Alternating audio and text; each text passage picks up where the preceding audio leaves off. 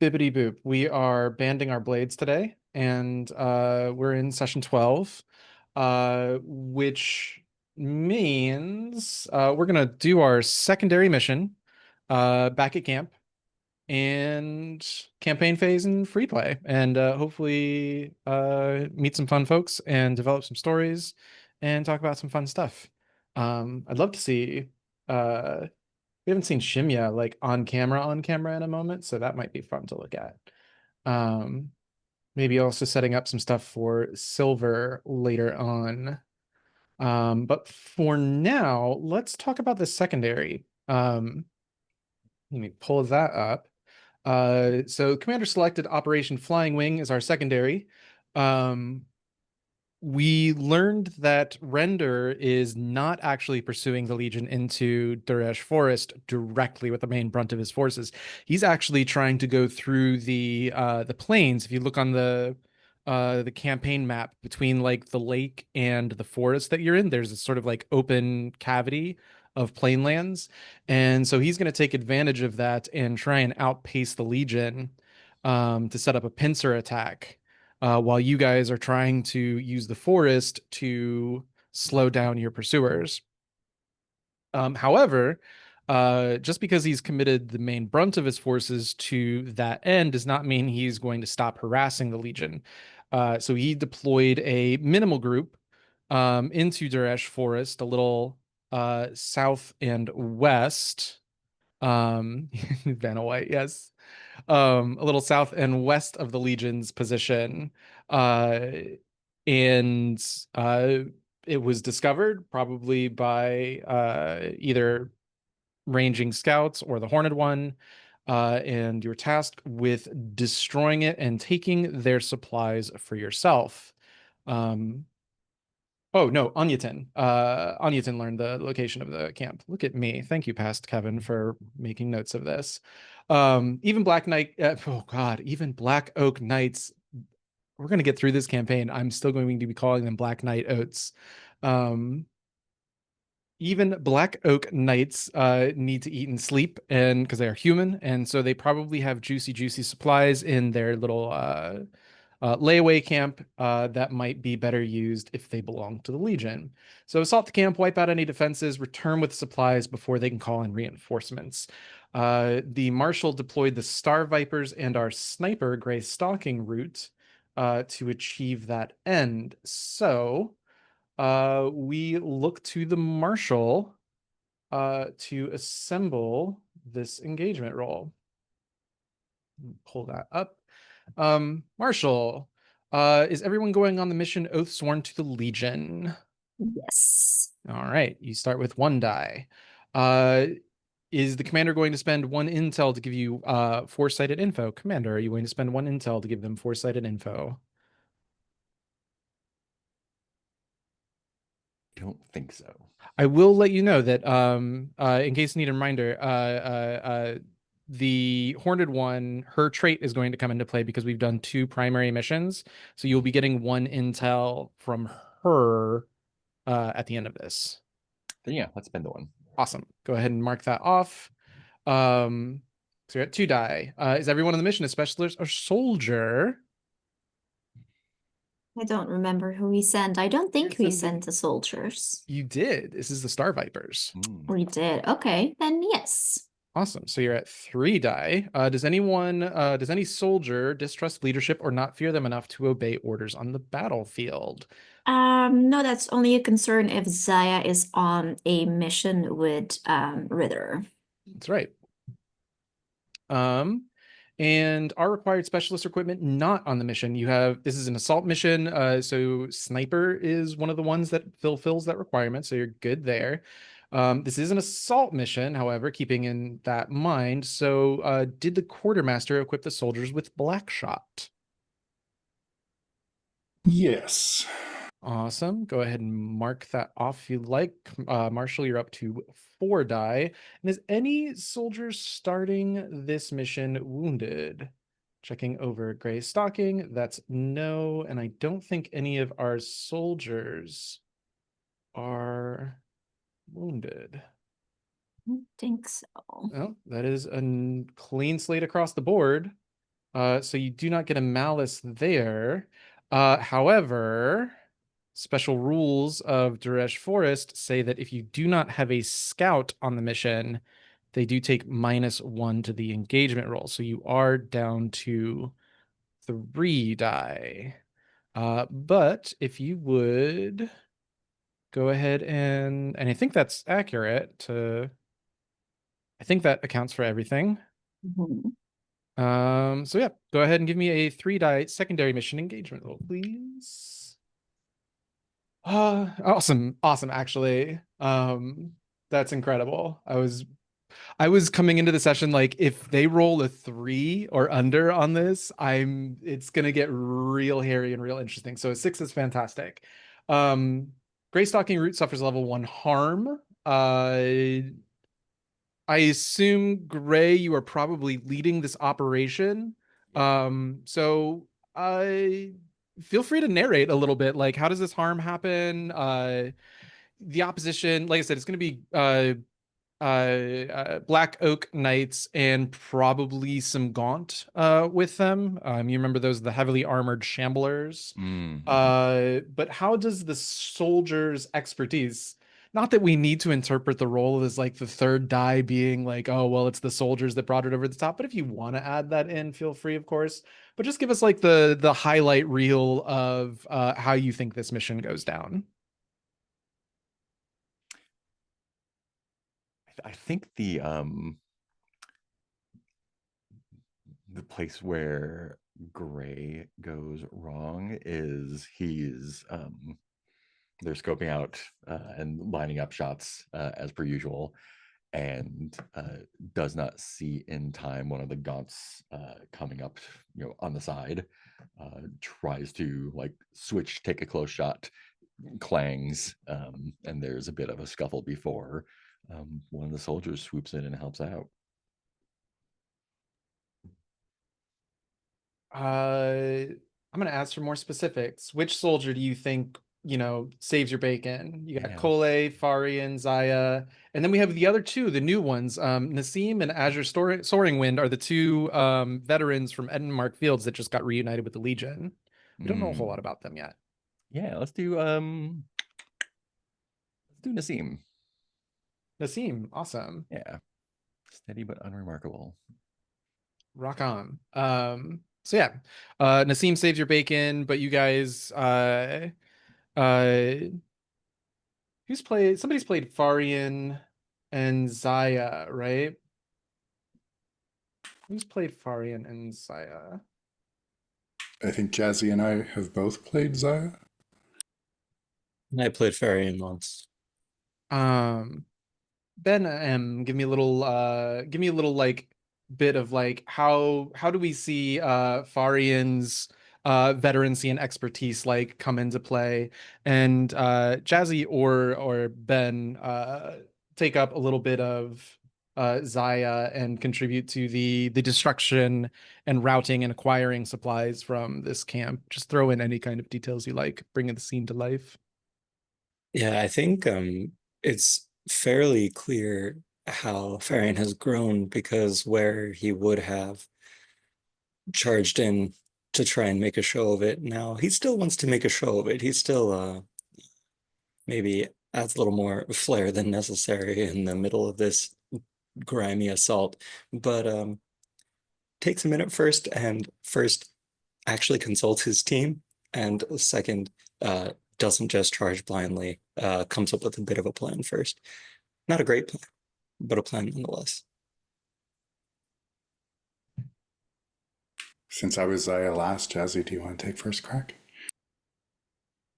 Yeah, sure. Remind me what the object of this mission was again. Destroy the Black Oak Knights who are occupying. They've built a little supply camp. They've built a little kind of like a smaller version of your own Legion camp, and it's got some supplies in it.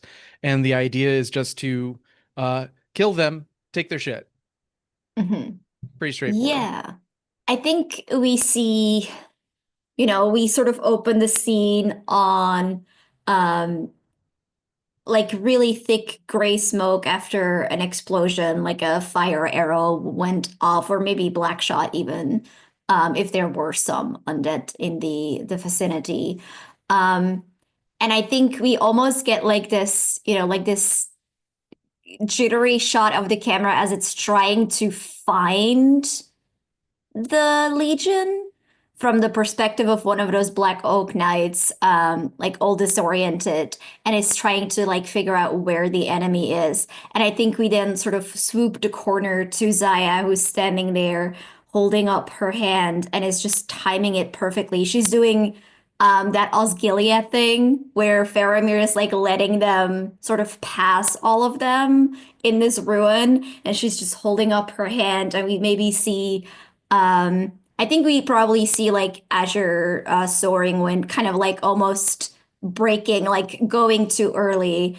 But there's just something in Zaya's look that's a lot more confident, like still cocky, I think, which we saw like glimpses of last time. But there's a quiet confidence that just kind of cuts through his need to like go off. And then when like the last Black Oak Knight like just crosses her, that's when she jumps out and smashes his head against a wall or drives a knife between like the plating, and everyone just kind of descends on them using their distraction and disorientation to their advantage. Awesome. Incredible. For going on the secondary mission, Gray Stalking Route, Mark, it seems the marshal if you're the regular for the specialist, like you get the XP decision. So you get 2 XP. You do take level 1 harm. Yeah. However you feel that manifests in the story that's being told. Even if it's just like, bumps and bruises might be Bashed up a little bit. yeah. Knocked around. Awesome. All right, so bookkeeping. Mark -1 morale for each legionnaire that died on the missions. Nobody died. Also, the other thing with getting a 6 on a secondary, you could lose 2 squad members to promote a rookie to a soldier, but there are no rookies. So yeah. never Yeah, mind. this case would be a very bad deal. Yeah. I wonder if it would be like you could lose 2 to promote to a specialist, but no, it doesn't say that. So we're gonna follow that wording to the letter there. So as far as I can tell, nobody died. Nobody died on the primary. Nobody died on the secondary. So yeah, awesome. Flawless victory. Way to go, guys. Then we go through mission penalties. There was one mission that was not able to be done because the Legion's forces are so reduced. That is Western Hawk. And just a quick reminder, this is following up on the fog. The increased presence of Breaker as she's attempting to corrupt the forest has been creating this sort of this eldritch fog, this very thick prevalent fog that's been nothing but a nuisance. And whenever that happens, usually poor dreams follow. People get confused. They start seeing shapes in the distance. And it's just no good. It's just not a fun time. The Chosen of the Horned One seem to lead you to believe there are not temples necessarily, but holy sites to the Horned One here in the woods, that if one of them could be cleansed or reinforced, you might be able to help counteract some of that corruption and negative energy influence. Unfortunately, this is not able to be done. And so the fog will only continue to grow more thick, and mechanically pressure will increase by 1. So Commander, if you could increase pressure by 1, please. Move this over here. So I can also increase pressure by 1 on my little dealio. Which, if I'm not mistaken, should bring pressure to 2. Awesome. Then we go through So that's all of our penalties. So we go now to rewards. For completing Grasping Mountain, you get +2 morale. Marshall, if you want to note that on your sheet. And you get a relic, the Striking Spear. If anyone or their shadow is hit by this spear, they are rooted in place. I mentioned it in chat, but just to put it in words, the way that I see relics working is you basically have to lobby the quartermaster in order to on take it on a mission, because if you take it with you, there's always a chance you could lose it. And so the quartermaster tends to be a little stodgy in letting these things go. To represent that, you will have to take 2 boxes worth of load. Same as if you were to take like a use of reliquaries. These are holy artifacts, but they are things that you can essentially requisition from quartermaster. They just count against your optional load. So there's that. Oh, also, it had Mystic Favor. So let me go over to the Horned one. She gets an XP, which brings her to 2. At 4, she ranks up. So there's that, and then Operation Flying Wing, the Black Oak Assault. You get 2 more morale for that. I don't know if you have any more morale to gain, but if you do, Marshall, please add up to 2 more morale to that. Quartermaster, you get +1 supply, and time does not increase during the next campaign phase. Representing essentially that you have wiped out Render's forces in the area. So he cannot really he can't push you forward much or leverage that. So does that mean we don't lose a food this camp too? You will still lose a food. It's just time does not go up. It's effectively the same as getting -1 time. I'm just saving myself a step. And in the interest of transparency, the penalties and rewards were increased because of spy master actions. I had a funky roll here, and so I decided to just add 1 supply to it, because I know supply was a thing that the quartermaster was interested in getting at least 1 under their belt. So spy master helping out. Awesome. And then we go back at camp. Let me pop over to the lore keeper sheet. God, there's so many things to do. I love this game, but this is why command roles or campaign roles are so necessary. What back at camps do we have left? Marshall, what's our morale at? Should be at 10 if I'm not mistaken.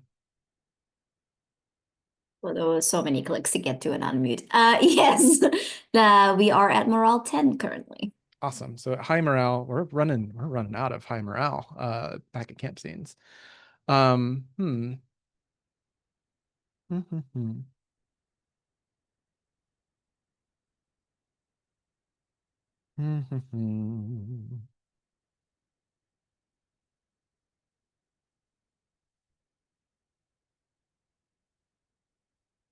I did say we wanted to see Chimya, and there was some mentioned interest of just a specialists gather. What do we think about so squads are pretty to me it makes sense in my head for specialists to they camp together in sort of sub little camps, or they probably bunk together in small tents. But specialists are a little bit unique in the Legion in that they're like swing soldiers. They go with different squads. They're not part of a group. They're independent, or semi-independent, I should say. Uh, what do we think the like bunk accommodations for specialists are? Is it still like do they have bunk mates? Is it like 2 or 3 to a tent? Do you get your own personal tents, do you think? Curious what you guys think. I would think that it would vary quite a bit by the specialist. Like, I feel like some might prefer to like stay with the squads. Some might prefer to stay with like their uh like point of command, if that makes sense. Like I could see the medic staying in the medic's tent, you know, just to see if someone wakes up what they need. I could also see like just as an example, Silver camping out somewhere in the woods, not near people. So I'm not sure. I feel like it might be more personalized than we see with the squads. I can see that. That tracks. Um, oh, here's a thought. Ritter, Adrimir, and Shimya did not go on any of the missions this cycle. Ritter, if anybody wants to pick him up, they can. But I'm curious what Adrimir and Shimya were up to while other folks were out doing missions.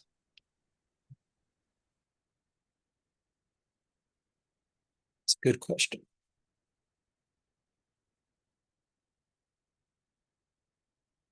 I will say the camp always, there's a lot of things that just like we wave our hands and kind of gloss over. The camp always needs to be defended. We don't play them out, but the camp, um, I don't want to say like regularly gets attacked, but especially as pressure starts to go up, attacks both during night and day do become more common. Um, so that's always a thing that can be done. There's, possible hunting or foraging expeditions, base security, medic stuff. There are wounded soldiers, as well as, little things. Laborers could get minor injuries in accidents and things like that. So all kinds of stuff going on around camp. I suspect that after last mission, not this past set, but the one before, where Shimia got kicked by a horse and had a cracked rib. I'm thinking Shimia maybe was trying to brush it off / refused medical attention, but eventually had to give in and admit that it wasn't going to be okay. That was probably this in-between phase. Mm. And when Adrimir wasn't dealing with medic duties, he'd absolutely be looking into that glyph, trying to figure out what he can about the hex and perhaps a counter. How sneaky is Adrimir being about that, if at all? Probably more sneaky to the rank and file soldiers than the other specialists, because he doesn't want anyone to think he can't be trusted. Yeah. I'm just wondering if maybe Shimia saw or noticed or something like that. I feel like he'd tell Shimia. Discuss. Yeah. Yeah, Among the whether specialists, this is whether Shimia thinks there might be some influence on him, that's TBD. But Do we want to follow up on that or zoom in on that, or just leave it as abstraction for now? Shimya knows. I think I'm okay with it being Sure. abstract. Awesome.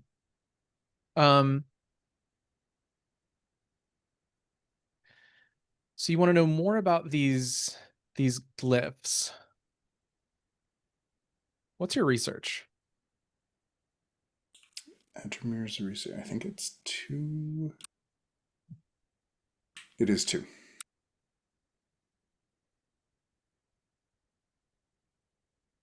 I'm angling for a fortune roll here based on research.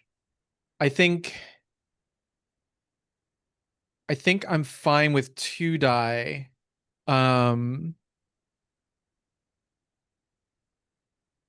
Well, I guess let me ask. So I could see Adrimir going to the lore keeper. There might be some information in there. Breaker was once a priestess of Vizara. There might be information in the annals about stuff like that. But I want to leave it open to you. How does Adrimir go about this sort of, and it doesn't have to be research, I guess, but that's kind of the easy stat to lean on. But what are your thoughts about how Adrimir goes about investigating? Insofar as anyone in this world could be said to be a person of science, I think Adrimir's closest. So I think it's a very kind of methodical, take the problem apart and examine all the parts. So seeing the history and if there's anything like this that could have been what this was corrupted from, that would definitely be what he'd be looking into. So Lorekeeper makes sense. Okay.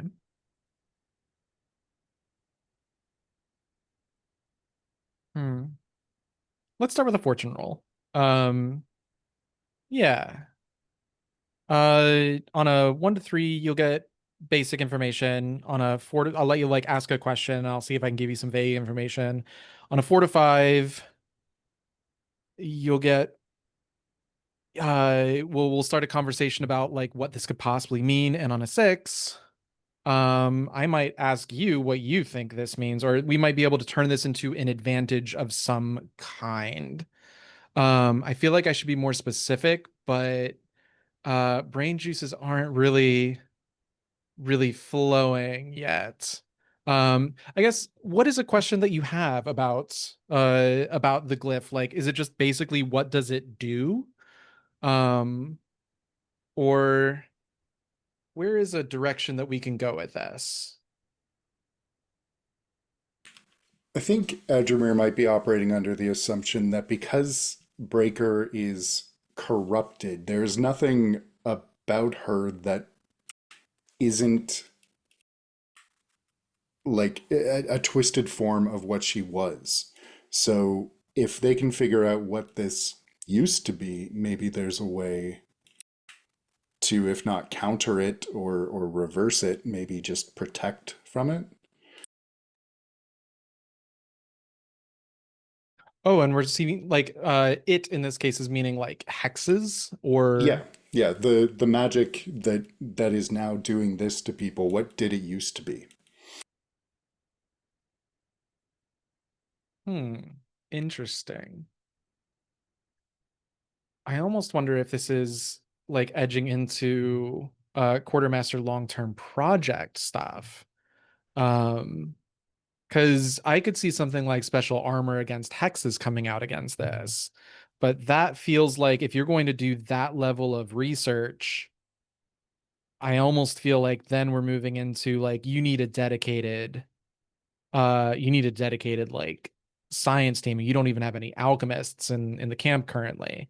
Um But we hmm, do know someone who's a big fan of books. we do.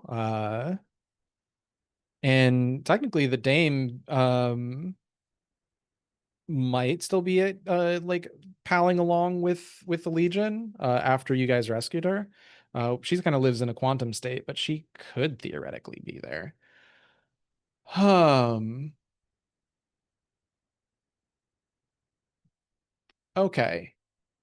How does this sound? I do think that like if the ultimate goal here is special armor against hexes, which special armor functions just like armor does, you mark it and it prevents uh it prevents a consequence or reduces a consequence. In this case, special armor against hexed would be something that you can take with you on missions. And it might be something that you automatically get with you. Although reliquaries kind of already do that, but this might be more specific and it might be able to fully prevent like one instance of a hexed. I do think this falls under like a long-term project role. But what we might say is uh on a 1 to 3, um on a 1 to 3, you get some insight. I might be able to answer a couple more basic questions or point you in the right direction, or at least like start setting up something for like a special mission to push us in that direction if another one of those symbols appear. On a 4 to 5, um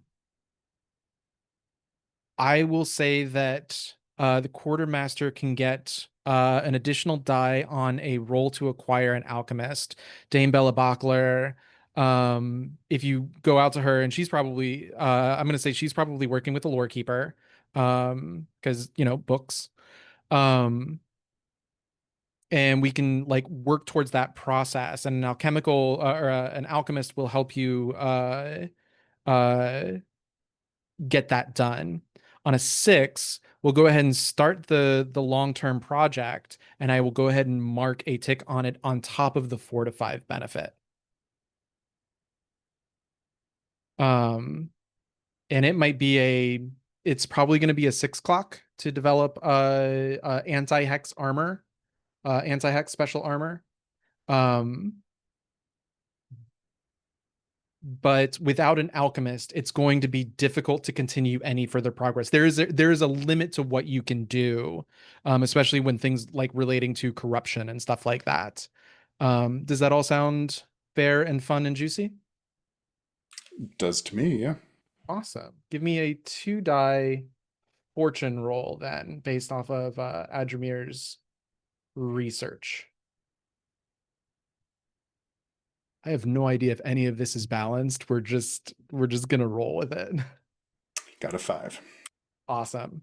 So yeah, I think if the Dame doesn't like catch you like, you know, looking through the lore keeper's annals, I think at some point the lore keeper will reach out to, hey, we've got this merchant with us who also may or may not have been a spy at some point. She might also have fellow connections. So with your permission, I think the Dame will either volunteer or the lore keeper will send her out to be like, do you know of any alchemists in the area? And it's like, Duresh Forest is not known for its alchemists.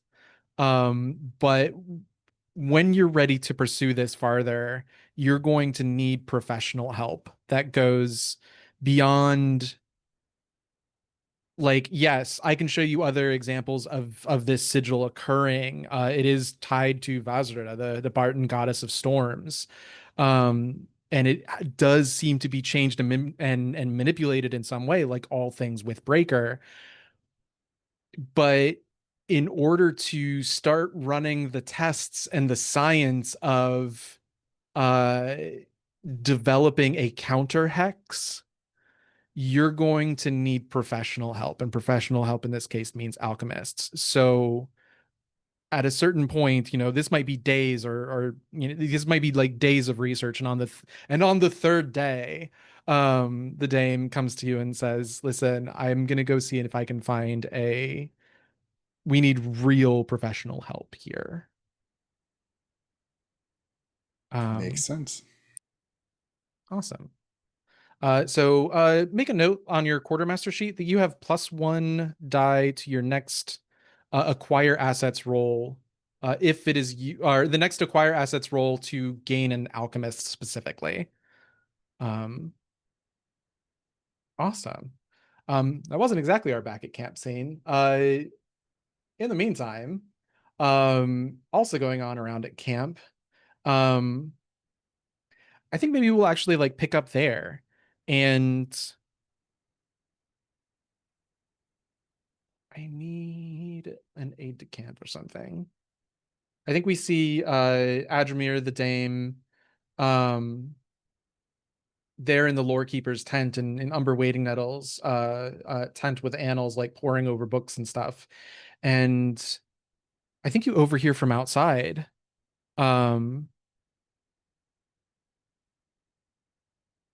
The Horned One's gone. Have you seen her lately? She's usually hanging around camp. And this is sort of like hushed whispers.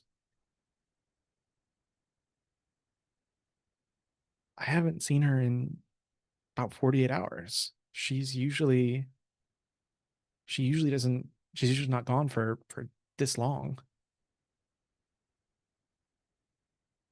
Do you think it has something to do with the increased fog? Has she left us? Oh gods. There's no way to get through Duresh Forest without the help of a chosen.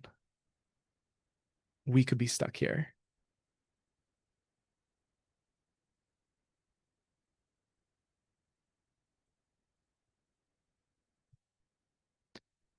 Word quickly spreads through camp.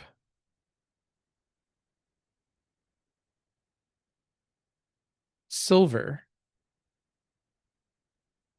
upon returning from your mission, it would quickly become apparent that this information would not be it would be able to be gleaned pretty quickly. This is what's going on.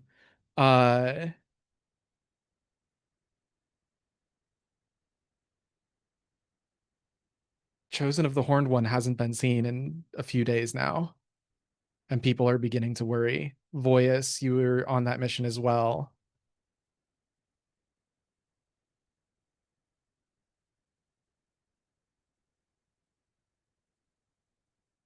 Gray stalking route, you return to camp a few hours later. Same thing. Was the Horned One out on a mission with you? I don't think so.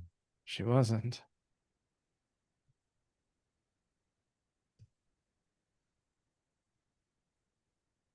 I think we What's have to going on? trust that whatever she's doing, it's for the good of the Legion. She's not one to be sought. True.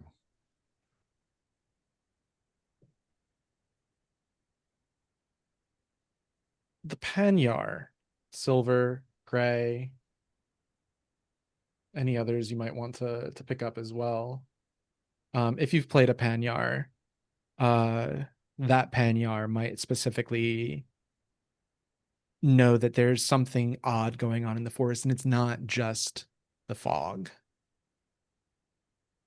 The absence of the Horned One is like if you've ever woken up one morning and your pet is suddenly like gone and you don't know where they are. It's the absence of a friend, a comforting presence.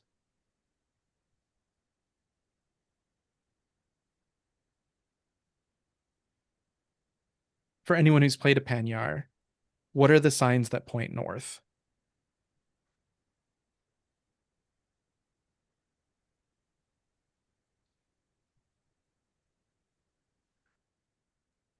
I think the majority of the incidental animal background noises in the other directions have not gone completely silent, but quieted.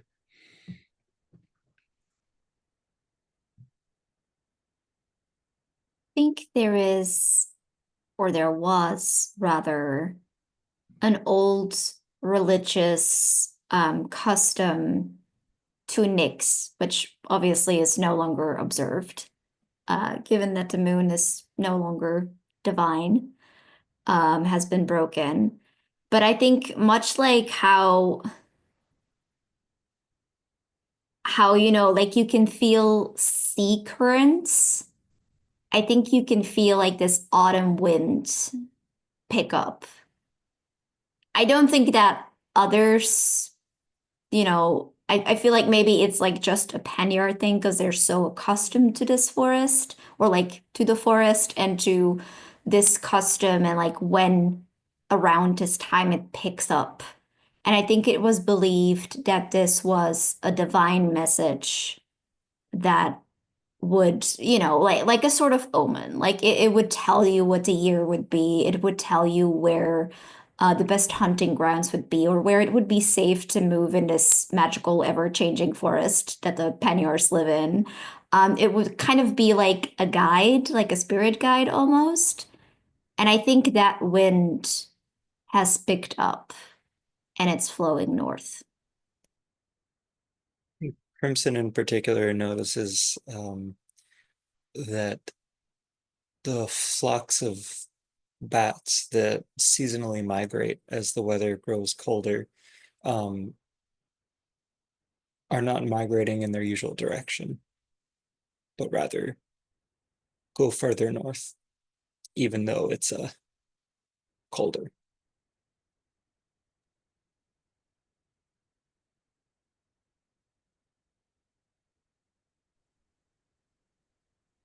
This is where we stand. You're not certain the Legion could advance forward without the assistance of a chosen.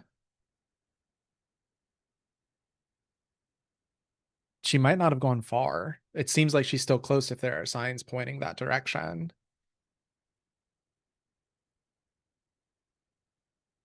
Is it safe to sortie? Or alternatively, is this something you go and pursue without the commander knowing about it?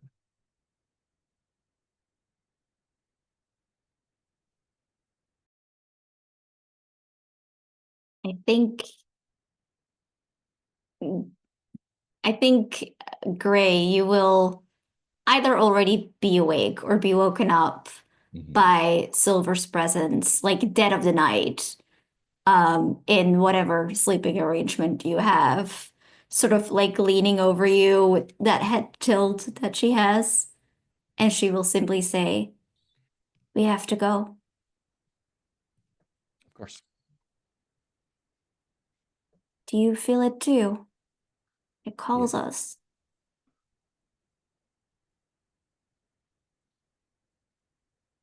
Quietly I then. think I think with that, having Grace support, she skitters out of the room or the tent. Crimson, I think you can notice as well if you want. Yeah, maybe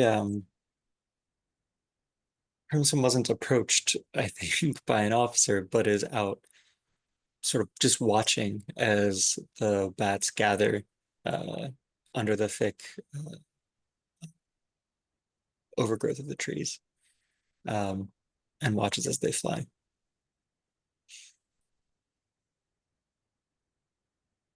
Maybe hears somebody run by.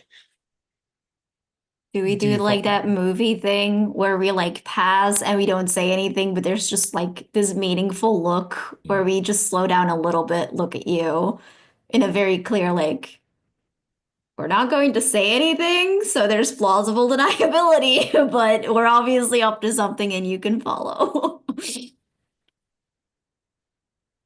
Ben, do you want to pick up a Panyar as well? Sure.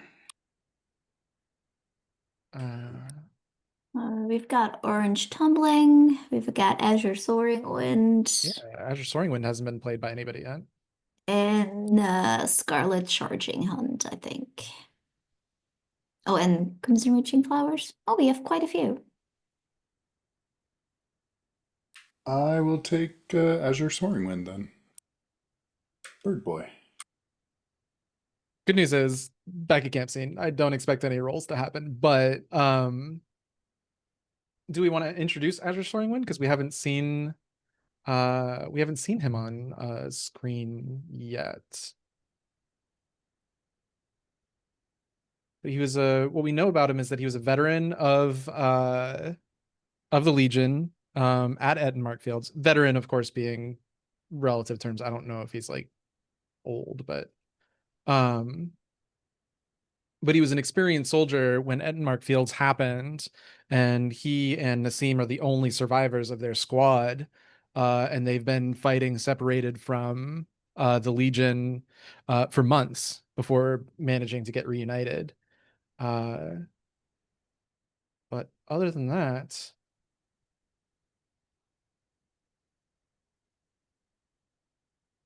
I think if he is in a place to see the other Panyar leaving, or maybe he even is just as aware of this as everyone else, and he's been watching, knowing that this was coming.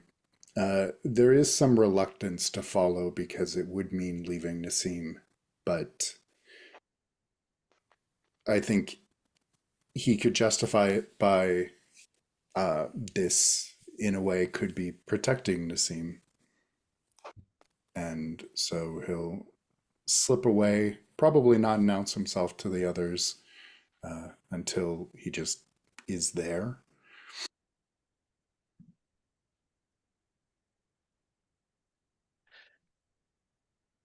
I think like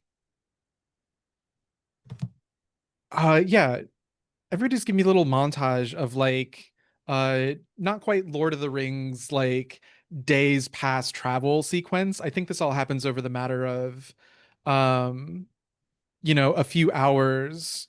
But how do you navigate this? You have to leave the part of the forest that the sun touches the ground. And even then, I actually think it might be night when you guys all do your sneak out of camp. Because that just feels thematically appropriate. We're embracing tropes here. Um, but again, give me just like the highlight reel of like an obstacle that the Panyar, this little like makeshift Panyar squad navigates that people from other cultures wouldn't be able to, going through spooky magical forest. Or how do you address problems like the darkness, the prevalent darkness? I'm assuming not all of you have dark sight. I feel I feel like this notion of a forest that doesn't have clear paths or has paths that change isn't weird to a Panyar because that's what their home forest does. So I think they have sort of a confidence going in that even when it does happen, when maybe the fog sent them around a corner that they already crossed or was clearly like, some kind of um, feature of the landscape that shouldn't be there.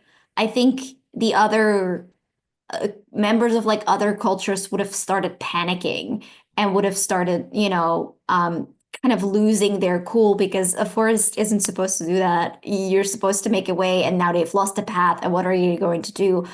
But I don't think that anyone in this group is really faced by that. Maybe like ever so slightly. And I don't think this forest is supposed to do that, but it's just not something that like knocks us out of our ability to concentrate and keep cool. And I think for Silver specifically, I think she's not getting used to this fog, but she has navigated it a few times now. So they're just moving through it, tilting their head, like sort of doing that owl thing of like catching the sounds. Um, and I think sometimes she looks up almost as if she is searching for moonlight, as if she sees it, even though obviously there isn't any.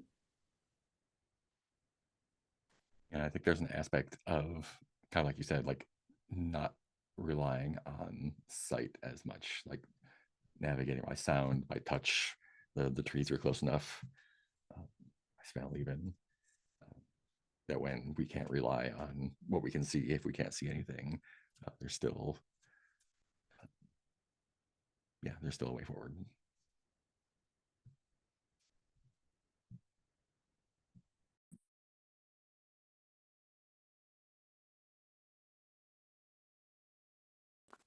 Azure Soaring Wind, I think, moves with. He's going to stay a little bit away from the others because he's, no pun intended, he can be a little flighty this far from Nassim. And he knows that if something happens, if he is somehow, if his nerves are rattled, he'd be potentially a danger to the others. He's also shrewd, so he can pick a path through the tree branches, probably just leaping, running along them, keeping an eye on the others, but not getting too close, and just moving quietly.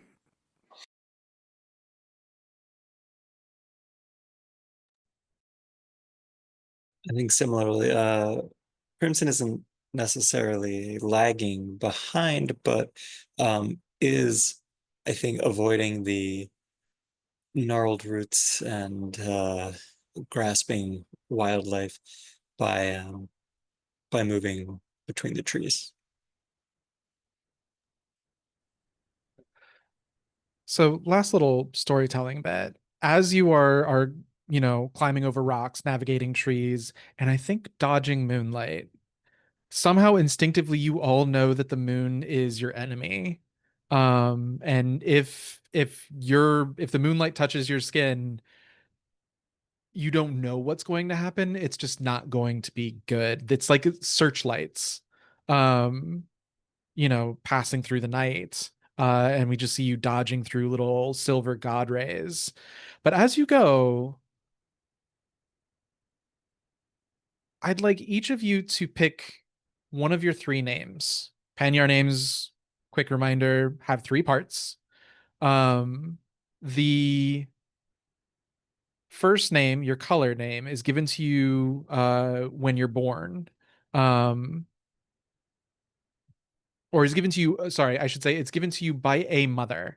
Um, doesn't have to be your mother because some of you are orphans. Um, but color names tend to have a meaning. Silver we know means orphans and tend to be a little sort of holy child in the eyes of the Panyar culture. Black means an exile, and I think those are the only two we really kind of get a definitive meaning for. Um, your middle name, your verb name, is given to you when three elders can agree on what it is.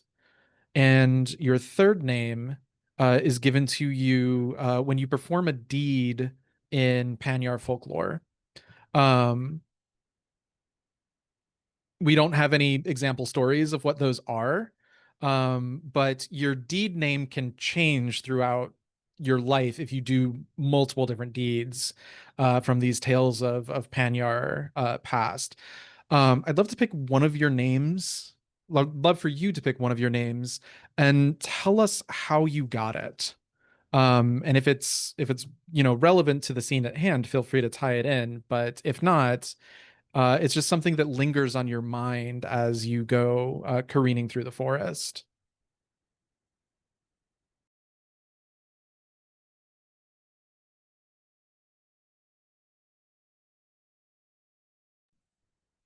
I think root was gotten from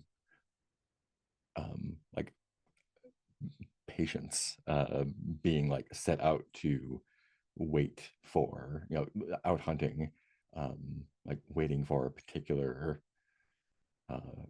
game to show up or move or not move, and probably just sitting in the same spot watching and waiting for days. Um, and I think it comes to mind because it's the exact opposite of what we're doing here. Instead of sitting and waiting, we're pursuing, or searching at least.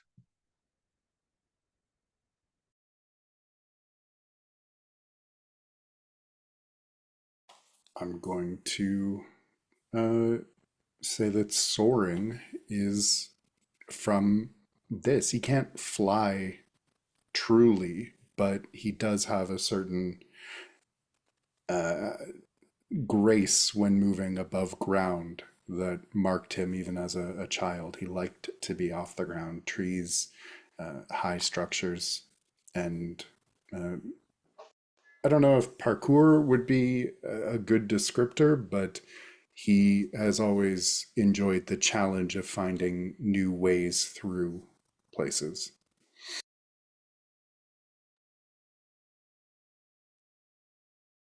I think the flower in Crimson Reaching Flower comes from when she was still rather young, but heard of um, a rumor about a legendary garden from which flowers bloomed under moonlight, and so she's reminded of that journey that she took alone, a little bit illicit, perhaps in secret, because she was so fascinated by this idea of these mystical flowers that only bloomed in the light of the moon, which she was able to bring back just one of them before the light moved and the flowers closed once more, and that's how she got that name. Of course, the moonlight here is not to be trusted. I think Silver is reminded of how the exact story of how was she found, was she given, did her parents die of disease, did they leave? She remembers her mother, and I think it was kind of like, I like to think they don't necessarily have orphanages, they have more like foster families.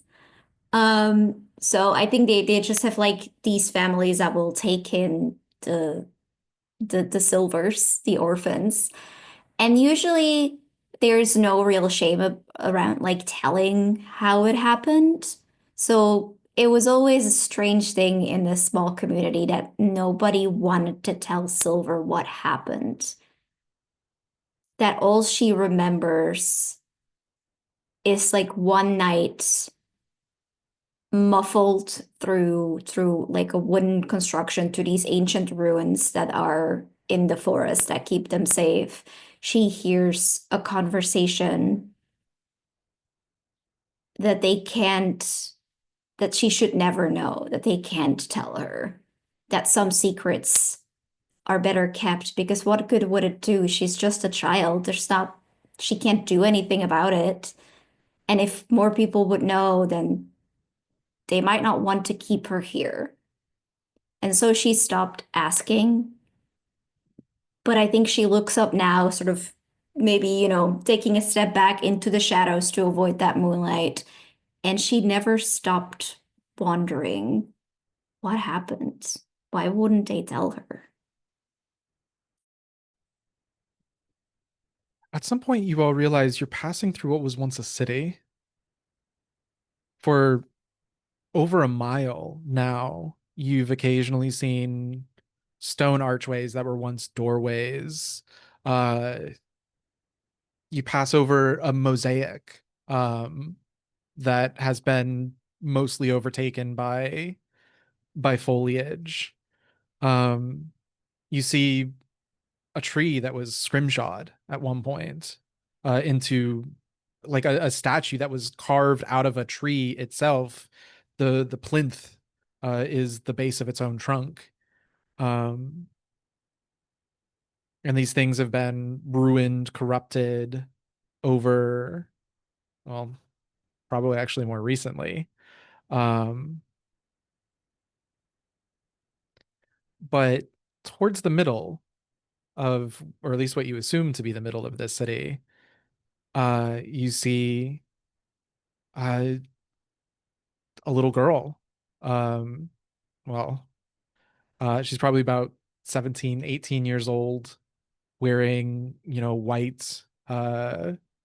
a white robe or a silvery white robe, sort of tattered down around her ankles. Her feet are calloused and the nails are elongated like claws.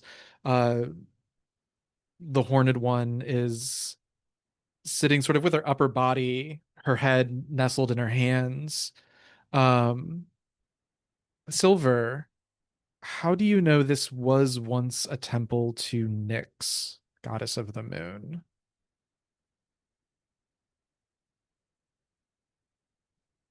I think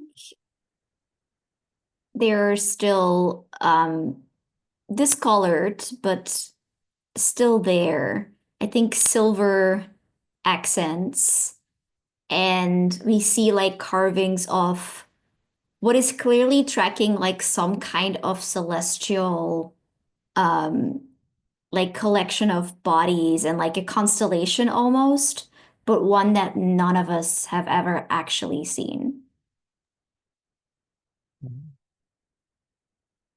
And as you come out to the edge of the tree line, um, those constellations, sort of depicted, seem to catch that moonlight in a way that almost makes it look like the visual representation of laughter or mirth. Um,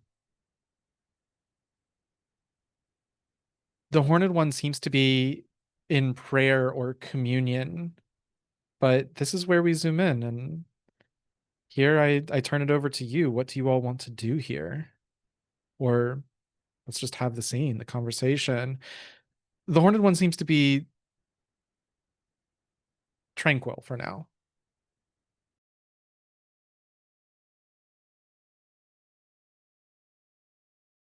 She's also bathed in moonlight. If you step forward, you'll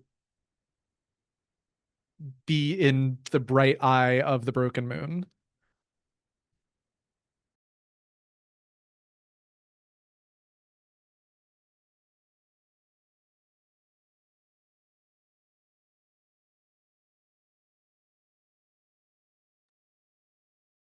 I think Crimson is waiting to see if her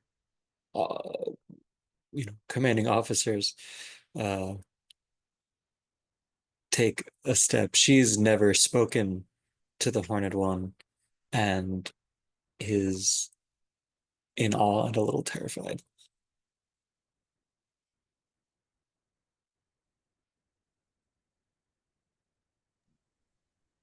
I think that Soaring knows that he's not the one to talk to someone like this, so he would stay back and stay silent.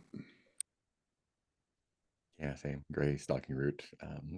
True to their name, is gonna sit and wait and see what happens. I think Silver reaches out as if she's going to say something or touch her, but then like sort of right at I'm imagining, like this very fantasy vibe where the moonlight is almost like a physical, like it's very neatly a very God, neat light beam. Yeah. yeah, God rays. Yeah, exactly. Very neat. And I think like just if she were to breach the darkness and touch the light, her fingers just stop.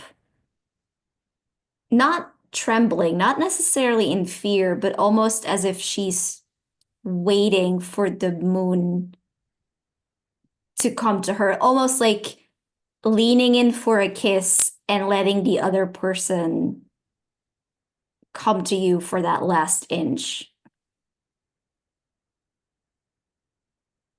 The Horned One turns and sees the group of you, and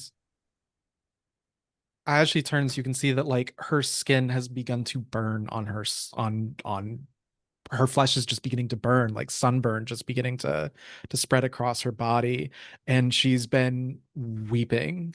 Um, her cheeks are wet with the run of her own tears.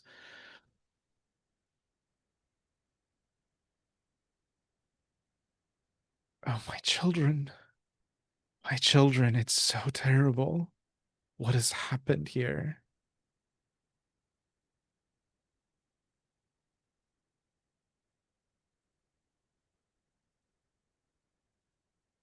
What has happened?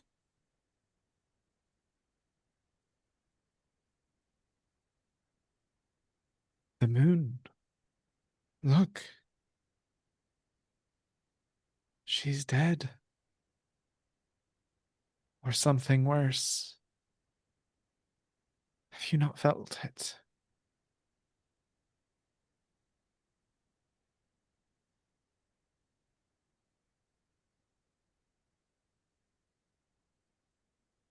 Does your heart not break for this?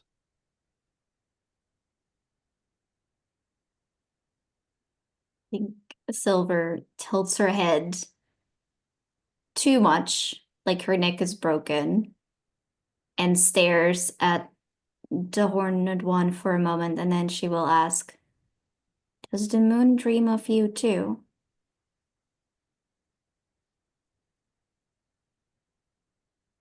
I knoweth not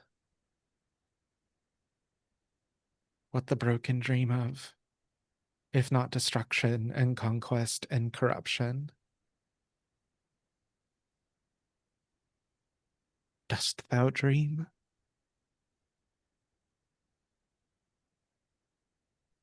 No. What happens to me?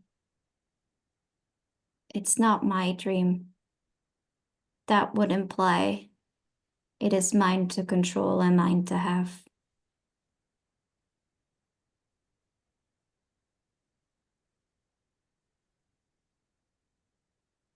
I see.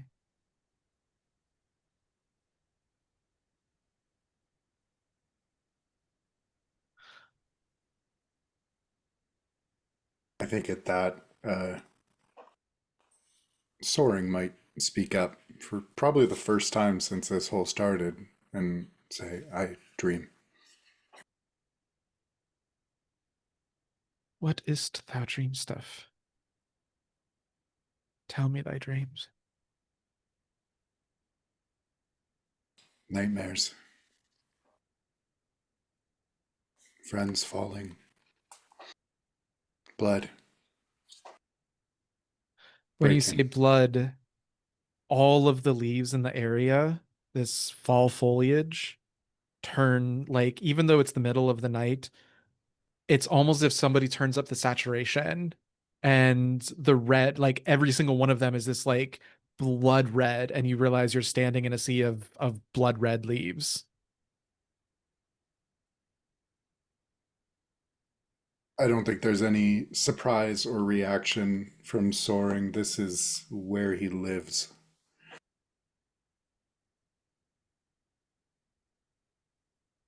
Crimson lets out a little yelp though.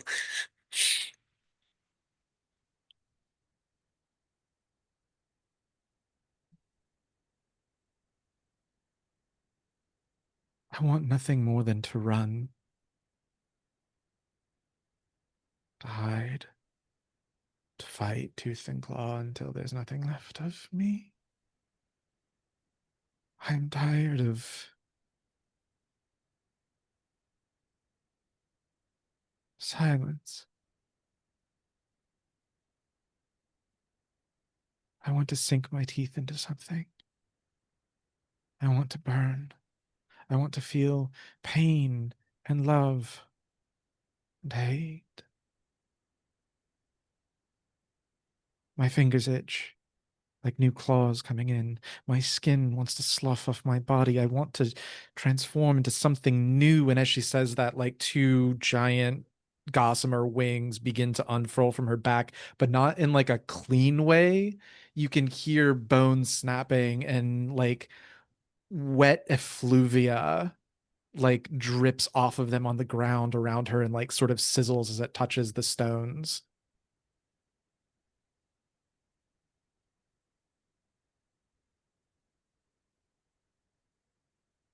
Am I broken?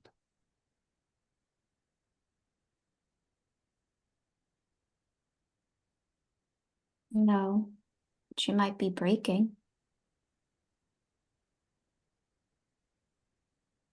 She laughs this sort of like this mad cackle, but with a tone, with an edge of sadness or despair to it. And she sort of slumps on the altar to the moon.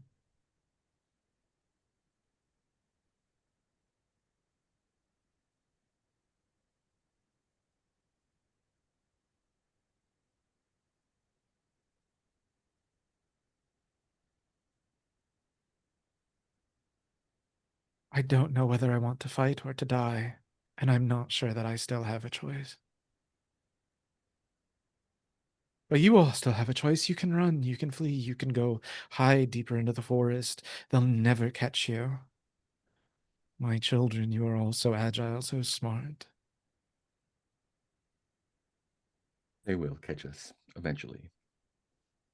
There is no choice. Die now or fight and die later.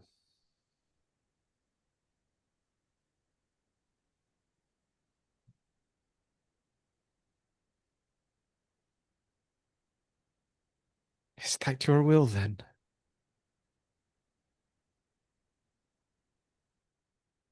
No matter the pain, no matter the cost, why is it thou choose to fight? What is the worth of it? The bear consumes the salmon because it is hungry, because it needs fat for the winter. There is no fat to be had here. There is no winter yet to come. There is no promise of spring. There is no joyous breath of fresh air. There is no flowers yet to wait for us. What is't thou fighting for?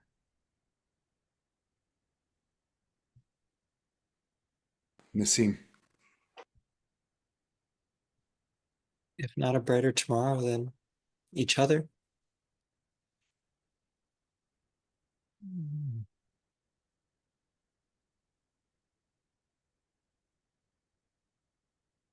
Is that enough? It has to be. I mean, what else is there? You yourself said. And I, I'm not a solitary animal, and I suspect that as much as you try to be, maybe neither are you.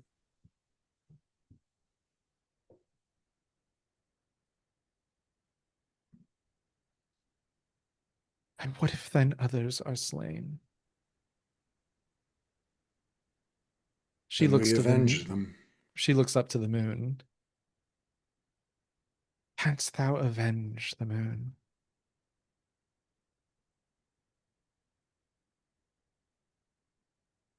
Make Not them all, pay. not all that is broken must stay broken. We will never know until we try. A tree struck by lightning and burned to a crisp still has its roots and can still grow.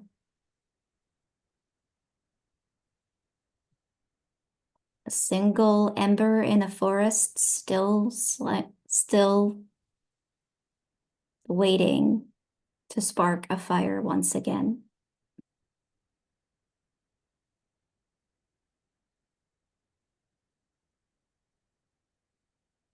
I think when you mentioned the fire, her little gossamer wings, little or her large butterfly or moth wings actually catch into like somebody takes a fire to a page, to a piece of paper, like the corner of them begins to burn with this sort of like silver fire, and you can see that it hurts. It's hurting her. I think Silver will reach out to put it out, even if that brings her hand into the moonlight. The moon. You it feels like a sunburn happening. Like not if you accidentally touch a hot burner. It's slower than that, but it is uncomfortably hot. Um,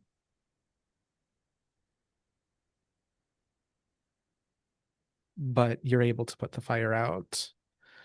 And she sort of looks down and folds her wing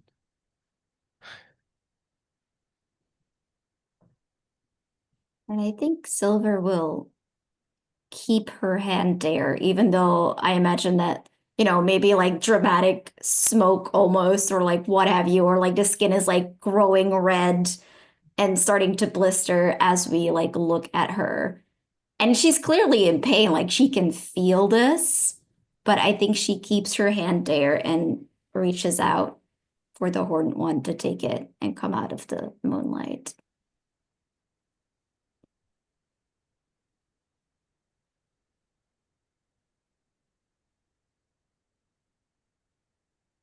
They're going to burn our forest.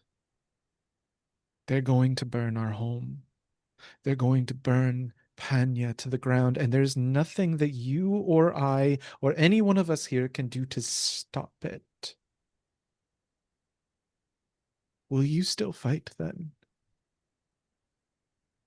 That seems to me the best reason to fight. To have tragedy happen and do nothing. Certainly that cannot be the answer.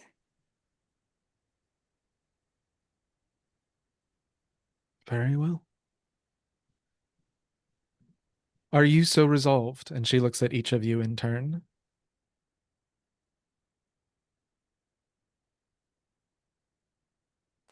And No you will matter the survive if we survive.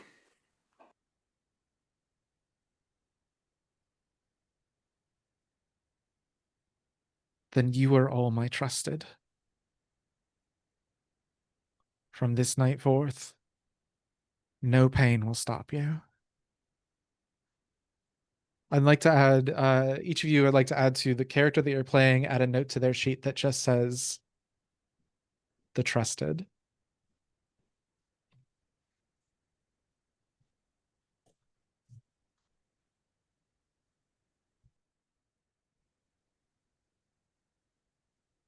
If anybody else has any other words,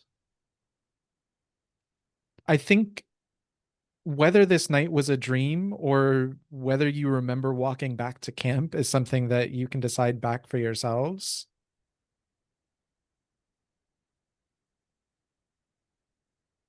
How much you believe the events of this night actually occurred. People still will tell you that the Horned One is missing, but the next day,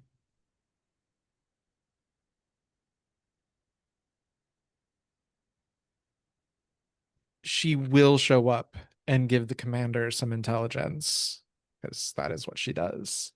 Um, but every soldier in camp believes that she was gone for 3 or 4 days.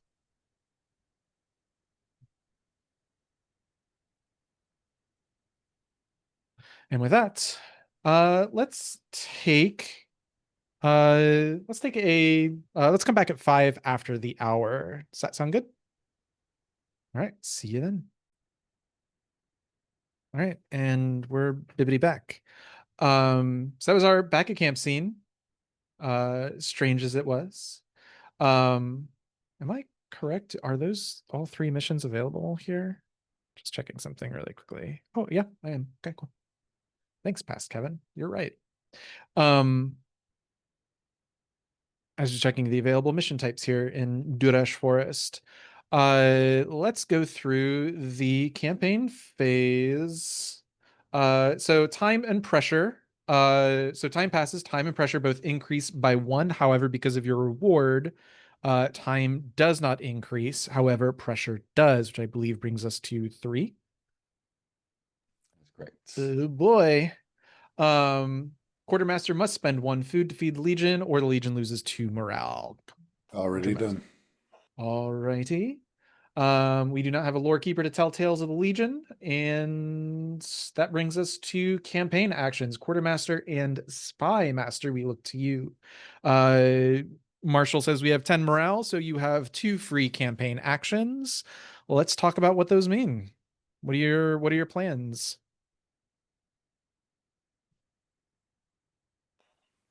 What's the general take on stress and health? Voice is in bad shape, I know, but perhaps the marshal can give you more information. I guess I could. Um, let's see. I'm bad at tracking this. I know Silver has 4 stress, and I remember there were a few people that were hurt that weren't sent. I think Ritter is also still hurt if Roll20 wants to work with me. Shimmy is also a little hurt, but halfway through healing. Gray only has one little bit. Yeah, Ritter has 1 level 2.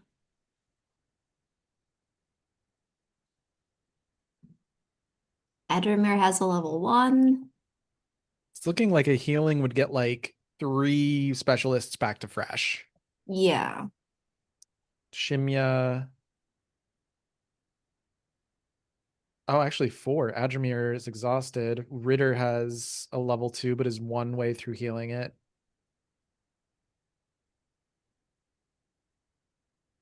It would put Voyus at least on a path to getting healed. He's in bad shape.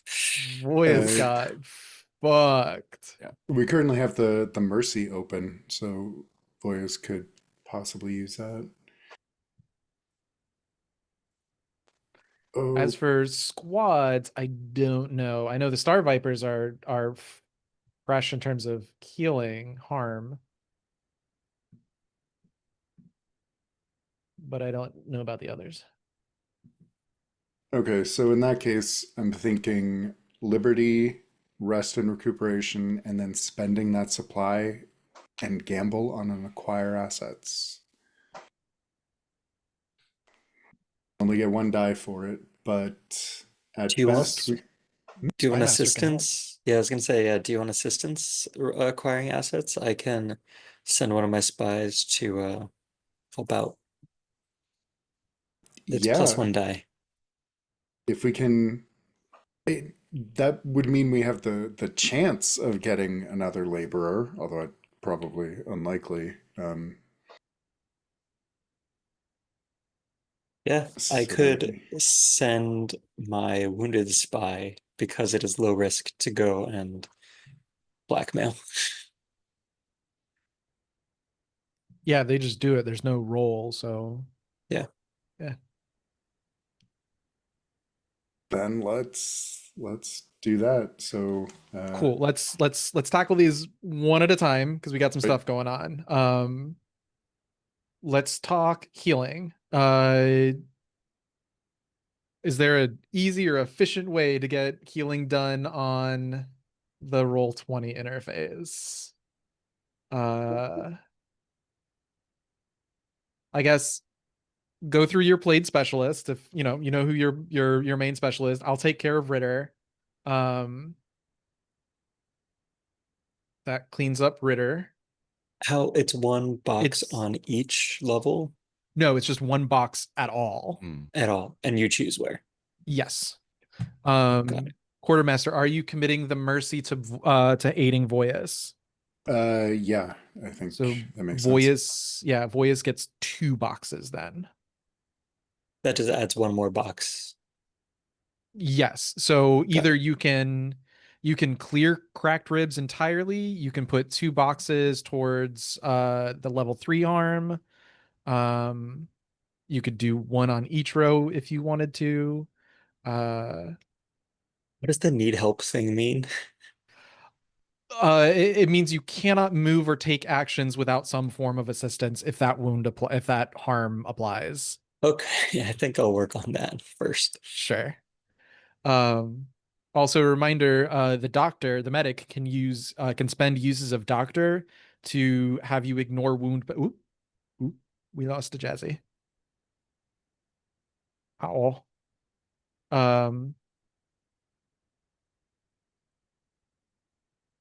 Well, in any case, the medic can spend uses of doctor to have you ignore wound penalties for a scene.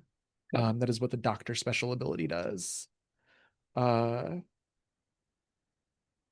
um, do we want to check in, make sure Jazzy is okay? We'll give her a minute or two and then we'll reach out. Boop, boop. I did have one other Uh, question, not directly related to healing, but things like armor, heavy, anchor, etc. that got marked. Do those get unmarked until the next one, or is that Correct. used Yeah, once yeah. it's used? Those Okay. those all get unmarked when you get back to camp. Those are all auto Great. unmarks. Great, great, great. Good question. We didn't do anything about stress though, right? Not yet. That's gonna be That's next. next. Okay. I won't get ahead of myself. Mark, do me a favor, run through the Ember Wolves. If you see anyone with wounds, mark a box on one of them of your choice. Ben B. Go through the Shattered Lions. There are only 3. I think I need to add 2 more rookies. I think that's a thing. I'll confirm with the marshal. Because I think we should be at a full contingent. Everything. I know the Star Vipers are clean. Ember wolves are Ben, good. go through the Ghost Owls, and Yep. I will check the Silver Stags. And Ghost does have a little stress, but looks like no wounds. fantastic. Keep that in mind. Cool. Already gone through their assigned health trackers. Yep. Awesome. Next up, Liberty increases morale by 2, which doesn't matter because we're already at full. But everybody clears 3 stress boxes. So now go through all of your same assignments and clear 3 stress boxes if you see anyone. And I was on. I'll check the Star Vipers as well. I don't remember.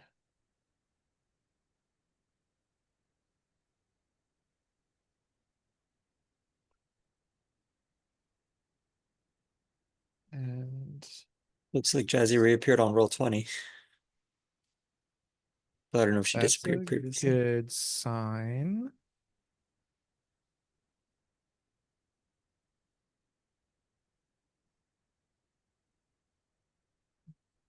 Roll 20 might have just been giving her just a bunch of trouble.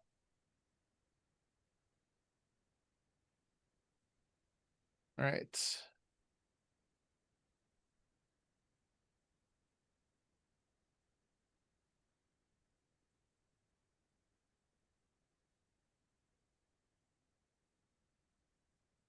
I've gone through all of my assigned people and gotten rid of their stress.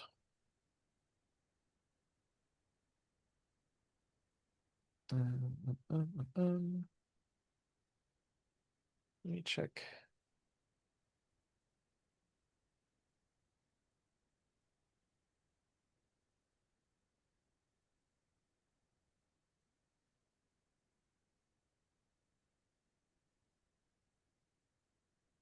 Okay.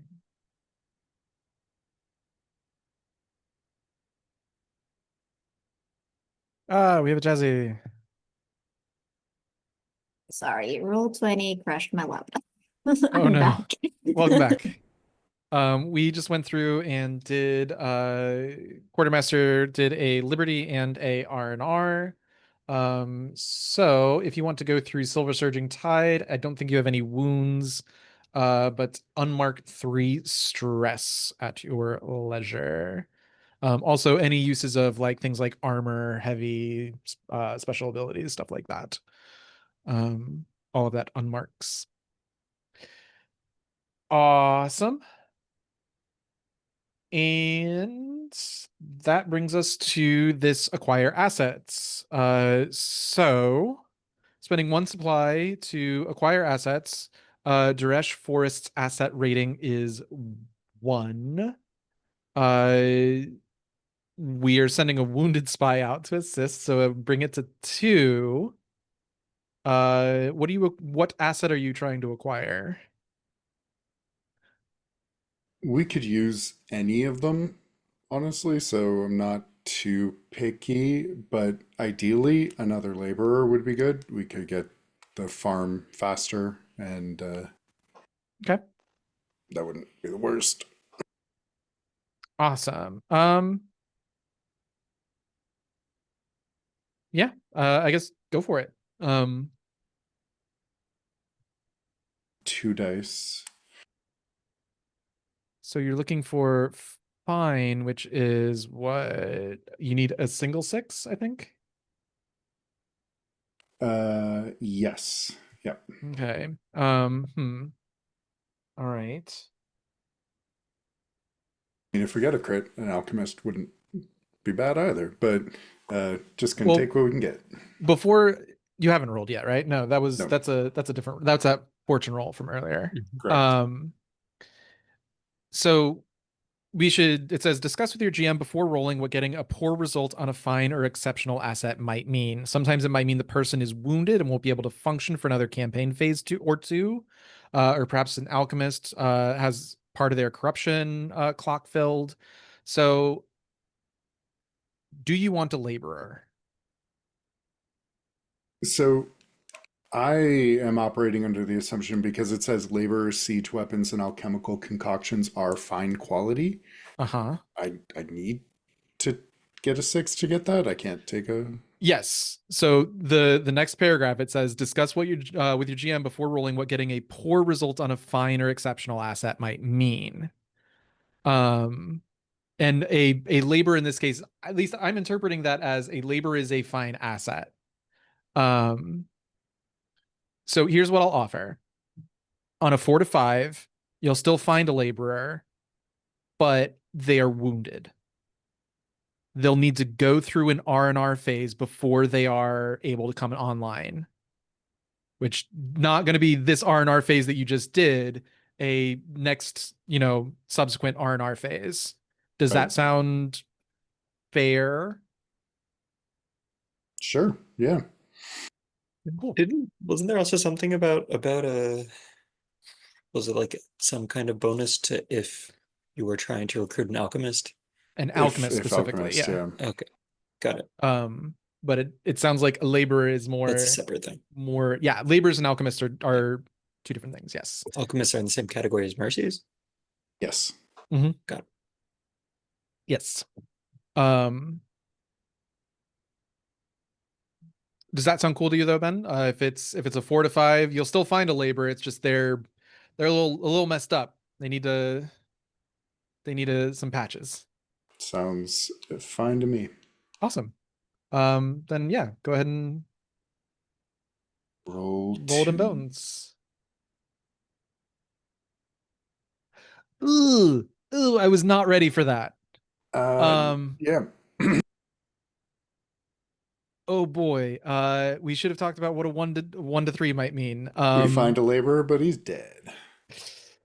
Or he's hexed. That's a nightmare. Oh boy. Oh man. Agent laborer. I mean, I don't just want to say like no, What about because wounded, but he's also going to need training, so we tick back that clock by 1.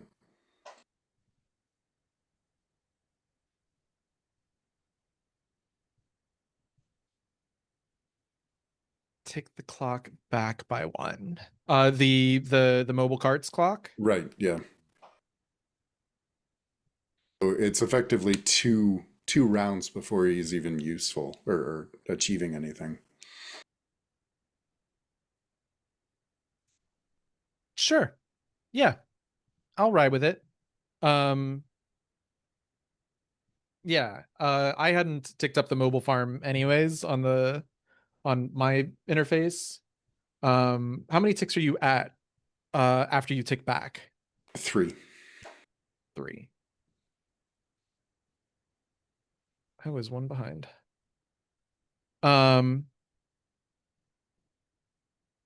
Cool. Yeah, let's do that then. So add a laborer, and until you go through an R&R phase, they are not going to be useful. Even if you don't go through an R&R phase, or sorry, if you don't go through an R&R phase next campaign phase, they will not start ticking up on that clock. Yeah. Alrighty. Anything else from Quartermaster? Don't think so. Nope. Okay. Spy Master, you have 2 spies left. Let's take a look at Nika's sheet. Yep. So I think we're looking at the same couple of things that I love to do. First and foremost, expanding my network. So I'll go ahead and send out Bortus on that. Rock on.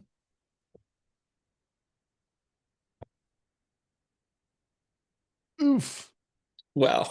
Oof. Okay. We're Yazzie, really what hurt. did you do to roll 20? Okay. This is where it begins, y'all. Mhm. You I So did he's spend this wounded. for Kevin. I He's hexed wounded, it. but 1 tick plus the bonus tick from his ability, so he comes back wounded, but the the clock is network still finished. expands. Awesome. Okay. So Rock on. What are you going to put your pip in? analysts to get closer to investments so then I can expand faster. So spies now roll +1 die on research assignments. Then, I'm always like, does that apply to the same campaign phase? And I'm just gonna say it does, just because I don't feel like, yeah. I mean, I'm not going to send Onyutin on a research assignment. That's not his specialty. But that's good to know. Oh, well, then that solves that problem. Yep. Fantastic. What is Even though this, Oniton? yeah, he will, I think, go ahead and roll the augment mission. Awesome. Yeah. So he rolls +1, so I'm going to take him up to master just because, Yeah. and then back down. 5, that's 2 ticks, and he is not wounded. Shoot. All right. Do you want to expand on any of those? Like, how does Bortus get injured, or what that looks like? Yeah. Sure. Let's say, But also, he fills the clock. So, like, what does that look like? yeah, so I think where do we think these analysts are coming from? I think the injury, ironically, does not happen from his efforts to expand the network.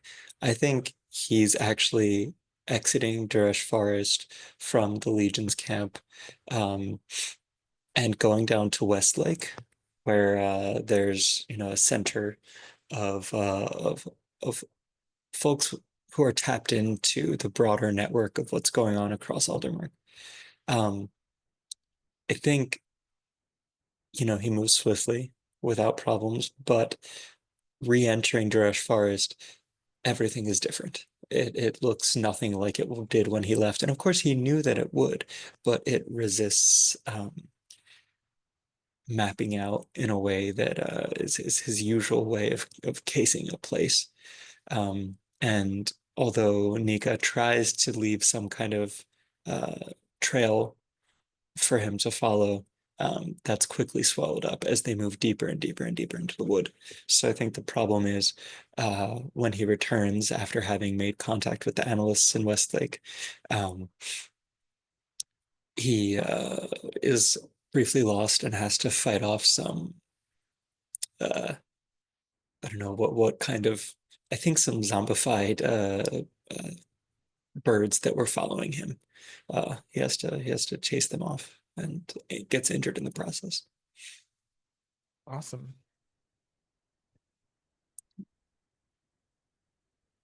Anything else from the Spy Master? I think that's everything. Looks like next campaign phase, the spies will need some rest.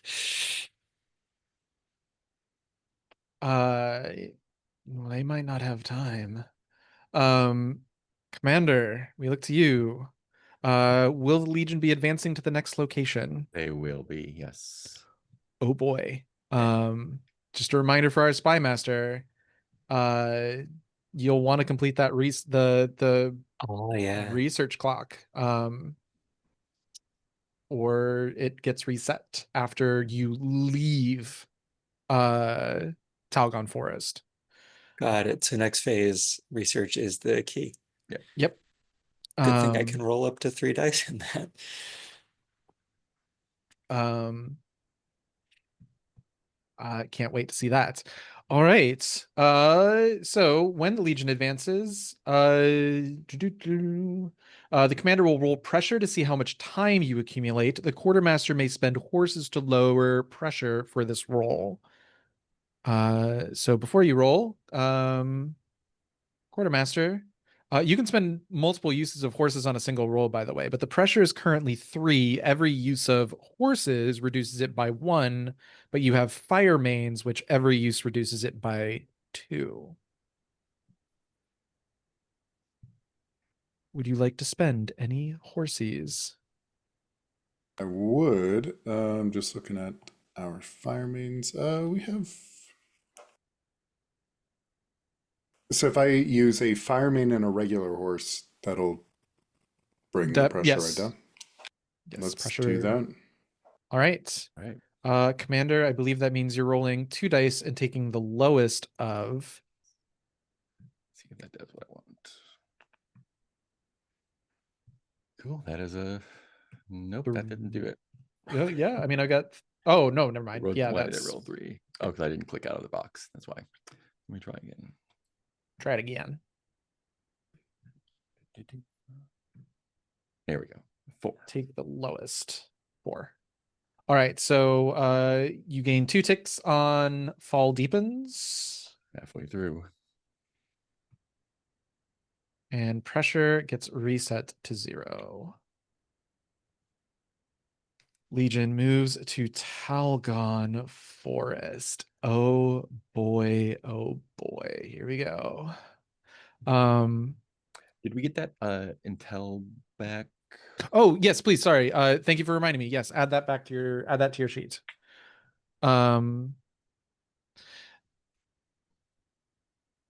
What juicy intel can I give you? I can't think of anything off the top of my head. I don't have anything prepped exactly, so I will tell you like what that looks like.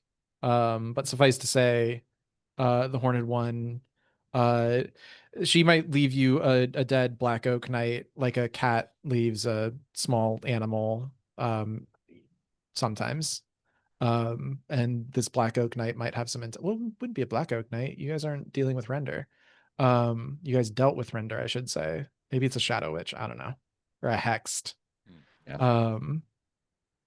Yeah, it's gonna be like a Hexed or something. All right. Let's talk about Talgon Forest. So the Legion packs up, goes even deeper into the forest. Talgon is, I believe, the Panyar word for like the heart of the forest. So yeah, you guys are you pack up, you move everything onto your carts or onto people's backs, and you actually like march, led by the Horned One. I guess here's an interesting question. So in the book, it says that you cannot navigate this forest, Duresh forest, without the assistance of a chosen. What does that look like in the case of the Horned One? How does she guide the Legion through dark, spooky forest? Yeah. Feel like, and anyone of course can jump in and overwrite this. I feel like after what the pioneer of the group saw in at the altar to the moon, I think the way she's leading the group isn't like finding the clearest path, but rather like it's almost like looking for it's looking for an acquaintance, you know, um, as she looks and avoids certain areas of moonlight.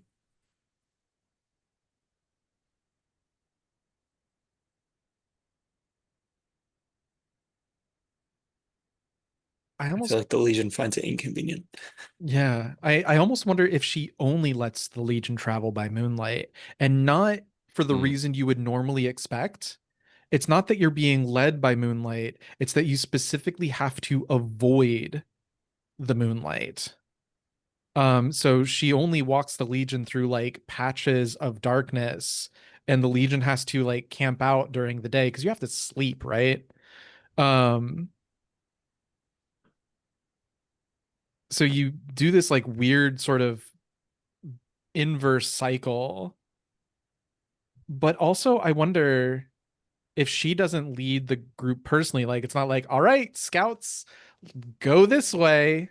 Um, I wonder if like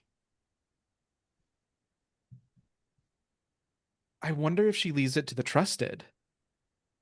And actually like the trusted who sort of instinctively know the paths to follow, whether it's like, it came to me in a dream or something like that. That actually I sounds like a lot do. of fun. Yeah, I do also like just for vibes and whether like that is part of the it came to me in a dream, but I like the visual of just like this dark spooky forest, the moon doing like god rays, whatever, and then just a deer that is clearly like the horned one transformed just does, that thing of standing off in the distance, locking eyes. There's this odd silence, and then it like prances off into the wild. And I think maybe that's like how Silver's dreams manifest of where she needs to go.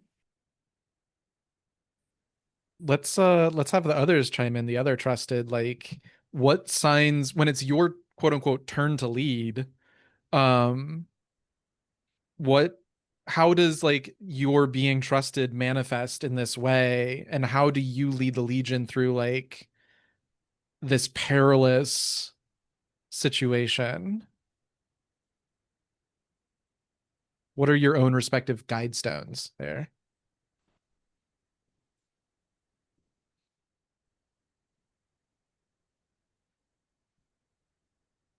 I think when it's time for Stalking Route to trailblaze, I guess there's a time of like observing, and then at some point there's, because the forest is pretty thick, at some point there's like a piece that like there's like a clear sight line from where they are to someplace too far away to be just like coincidence. Like that's the direction to start moving in. Like I can see like some landmark that is quite far away through like improbable gaps in the trees.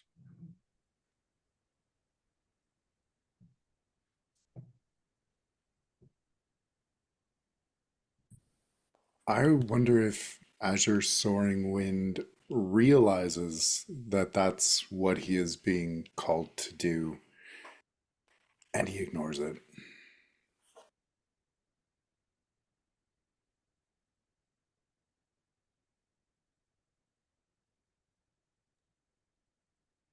Crimson Region Flowers like low-key echolocating. Incredible. So Talgon Forest. The forest heart is dark and thick and makes it difficult to traverse terrain. The only real place to camp is Harug, a holy site of the Horned One ringed with carved stones. For no visible reason, the forest doesn't encroach within. The site itself is made from smooth stone platforms with holy patterns carved into them, small alcoves carved into trees, and the ornate pathways that lead between them. The sole attendant of the site is a dour roadman named Rowan, who has dedicated his life to the Horned One. Rowan's Panyar traits are more excessive than most, including goat horns and odd bark-like skin. Here, the broken are at a disadvantage. The forest beasts resent their presence and are likely to turn the rage on them. Consequently, undead in the forest are few and far more likely to mount ambushes than assault a fortified position. The Chosen is too valuable a prize to forget entirely, and defeating the Legion would earn the Cinder King's favor, but it's no easy task to follow the Legion into here. Talgon is one of the most pristine places left in Aldermark, but that does not make it safe. The forest does not care for intruders, and the Legion are only marginally better than their undead counterparts in the eyes of those that call the forest home. Asset rating for Talgon Forest is 0. Your mission types that are available here are Recon and Religious. You have one path out of Talgon Forest, and that is to advance to Fort Callisto. There's only one clear route to Skydagger from here, and you have to get to the Aldermani Fort to get through, or you have to get through the Aldermani Fort to get there. There are some special rules here. First of all, when advancing, you will roll at -2 dice, which -2 dice, I'm assuming, means as though 2 uses of horses. So the undead are just at a disadvantage here. All special missions in Talgon require one of the trusted to lead them, or they suffer -1 die to the engagement roll. So yeah, there's that. And then there's a thing here for me that you guys don't have to worry about. I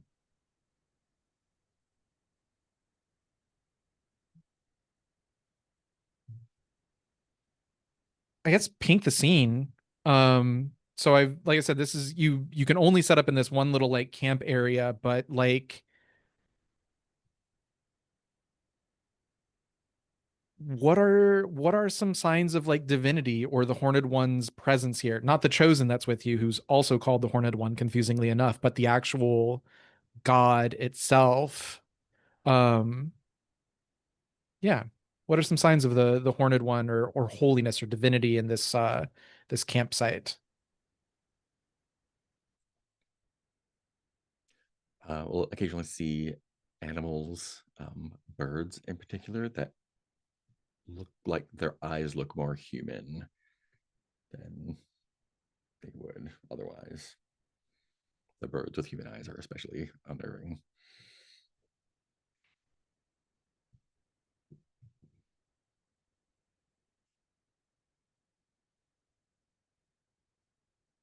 Along with the human eyes, the animals are all not as flighty as one would expect, especially from the prey animals, but they are also very watchful. You can hardly go anywhere without feeling something's eyes on you. Probably doesn't trigger this crew at all. I think the moonlight doesn't quite reach here. It's doing sort of that Victorian thing of, like the clouds just moving past it, except I think it's always like the leaves of the trees that are almost like they seem to move to block the moonlight from ever reaching anyone in this place.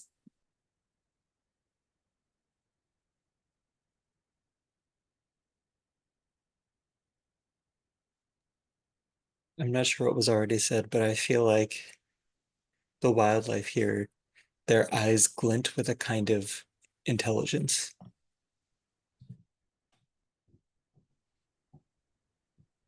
That all works. So Commander, your available mission types here are Recon and Religious. Yes, Recon and Religious. Which of those would you like to focus on? Just like recon would be useful. Sure. I'll make a note of that. I think I will set my focus to Religious.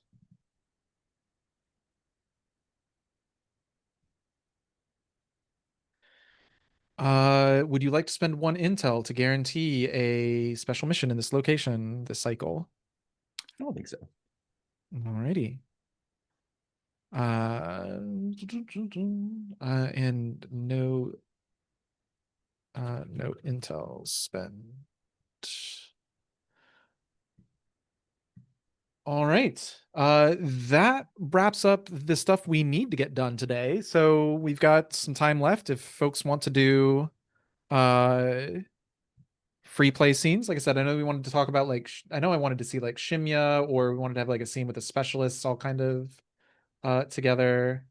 Um, is there any scenes that people want to pursue, or any actions like Adrimir doing research on the glyphs that we want to undertake?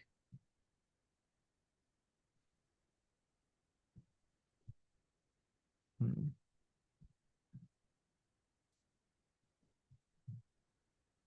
Hmm. Nothing. Silver, I mentioned your dreams previously. As you've been, in the days that it's taken to, in like the week or so since they really began, as you've gotten closer and closer to the heart of the woods, that they've been getting worse, and there is this sort of like unspoken dread that seems to be getting more and more severe as you push more and more into the heart of the woods. Um, Yeah, I think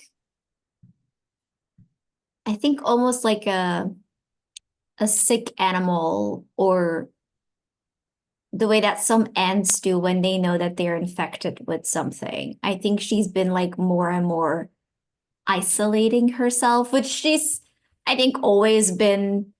Um, I think she's always there in social functions. She's just kind of like that introvert that's like they're always there. They're just not necessarily contributing a lot or like being the life of the party, but they're there.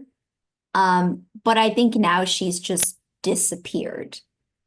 Like when there are campfires, and usually she would sort of be perched on a barrel somewhere, as people talked. She's not there anymore. And when maybe like the specialists have, I don't know what they do for like debrief or to just relax, but she's not there anymore unless it's like a mandatory military thing. But if she can be away, I think she is. And she's sort of, yeah, hiding pretty much. I don't know if anybody else has noticed, but I'll leave that up to individual characters. Um, but yeah, I think she's isolating herself like an animal that thinks it might not have much longer.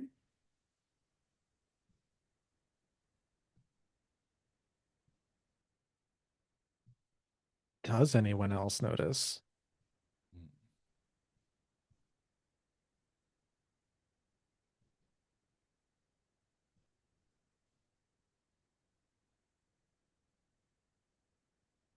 Hmm. Soaring might notice, but he's not gonna do anything. He Hmm. might say something to one of the other trusted, though.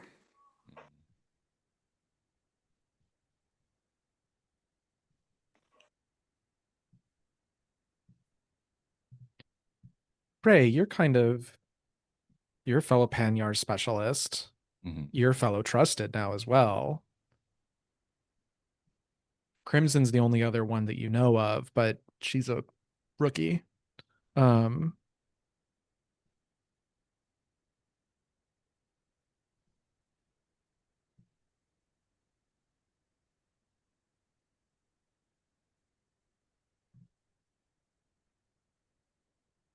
when you notice Silver's absence,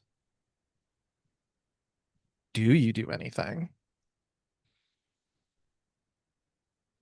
Mm.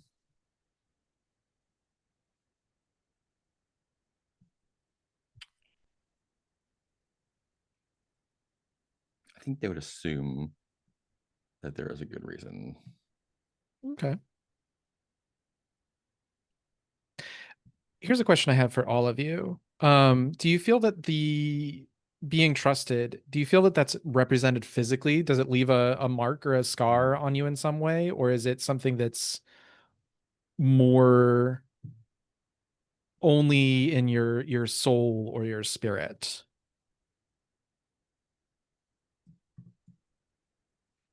Maybe it's a mark that's not necessarily visible to anyone who's not looking for it. Hmm. Almost like a shapeshifter's tell. Yeah. What do we think that is? Maybe just almost subtly the animal traits of the Panyar are just a little bit stronger in the Trusted now. Oh, so that Rowan character then.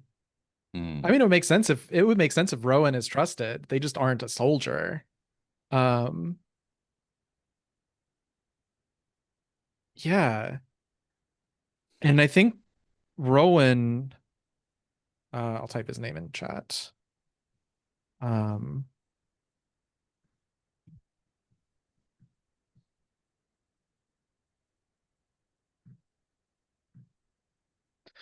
uh, yeah, I think it said he's the only other occupant of, yeah, the sole attendant of the site, dour robed man, but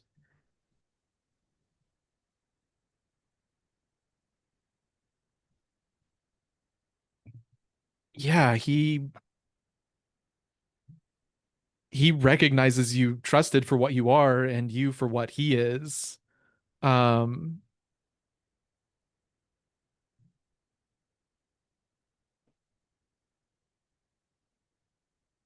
let's pivot that a little bit. And I think Rowan will, when you guys go and set up your tents and, plonk down to camp here for a little while and get your bearings and get missions, and start, looking around to see what missions there are, I think Rowan would probably go to the command tent. Um, Commander, I trust you will not be staying here very long. No longer than we need to. Need is a funny word. There's plenty of need going around these days. What do you need from me? Oh, I'm sure there will be something. The forest has not been quiet these past few months. I can't imagine what's going on in the world to warrant a reaction like what I've seen lately. It's best not to imagine it then. Certainly not. I am afraid my arms are quite frail, but if there's anything I can do for you, or the Legion, I will attempt in my ability, meager as it is.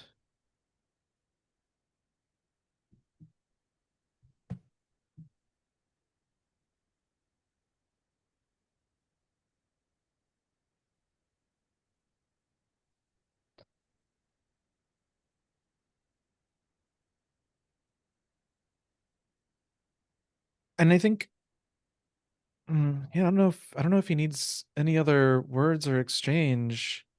Um,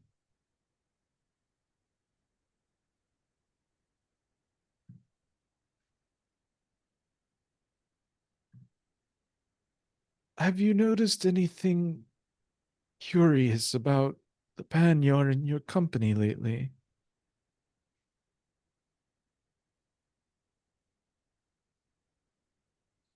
Should I?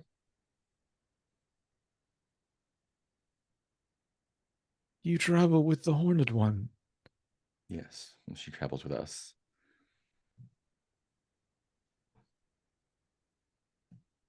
Strange things happen in the proximity of the Trozen. Have you not noticed yet? Indeed, we have. Panyar, we have already had our bodies shaped by the magics of the forest. Some might say we're more mutable, though I think this is a more human condition than others seem to realize.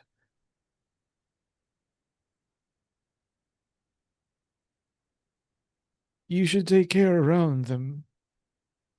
They'll be precious in the days and the battles to come.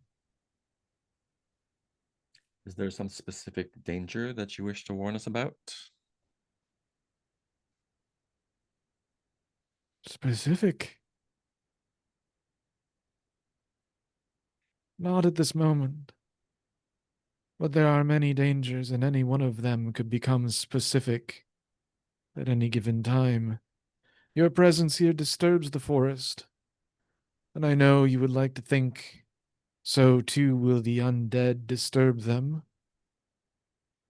Forest sees them all as intruders, yourselves included, even with the Horned One at their side. Hopefully they will have more difficulty moving through it than we will then.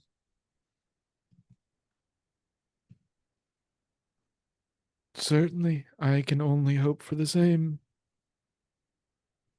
Until then, I will keep to my space and you will keep to yours, and if there's anything that comes up,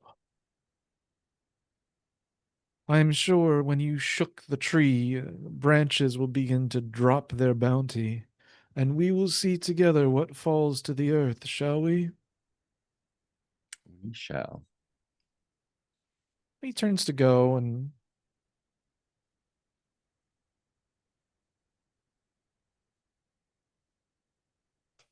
I think we follow him as he walks out the Legion camp. And where's Silver hiding? This was some kind of ruin or there's a structure, a building here, right? Or is it just like a clearing in the forest? Or like a cathedral temple? Like what's the building type? So we don't get a lot to go off of. It just calls it a holy site of the Horned One, Mm. ringed with carved stones. I'm getting more of like a pagan kind of vibe, Mm. like almost uh, Stonehenge, but like with, let's take Stonehenge and scale it up, maybe about 50% and put crazy carved runes on, on these stones, very druidic. Hmm. Um, so I don't, Yeah. yeah, so I don't think there's like In a cathedral. in that case, I think she's in one of those trees where the leaves are constantly moving to sort of block the moonlight. Because I don't think she it's probably blasphemy to sit on the stones. So she's not doing that. But yeah, I think she's like a bird hiding up in the trees. I don't know if I don't know if the Horned One, how do you I mean, blaspheming nature. I don't know if sitting on a stone would exactly do that. Maybe. I don't know. I don't know. Yeah, Rowan will just almost instinctively find you and say, "You're awful distant from the rest of your comrades." It is safer that way, I think. Nothing here is safe.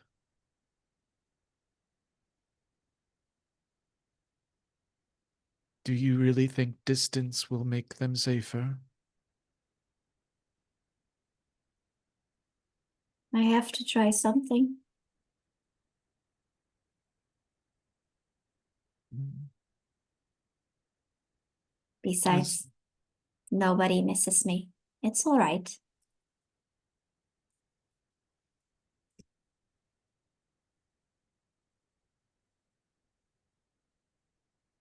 do you not have anyone at home, Panya?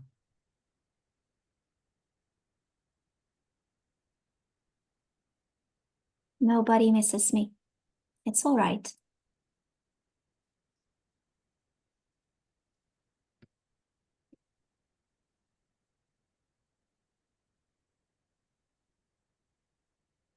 I see.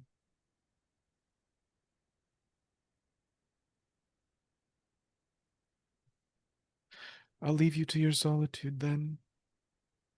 I am not a hard person to find so long as you're here in the forest.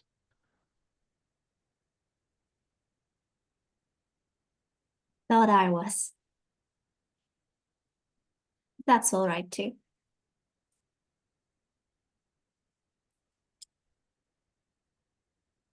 Change is easy to see. A stone leaves a wake when thrown into the water. But some stones are so large and so powerful and so profound that the wake begins before the stone even lands.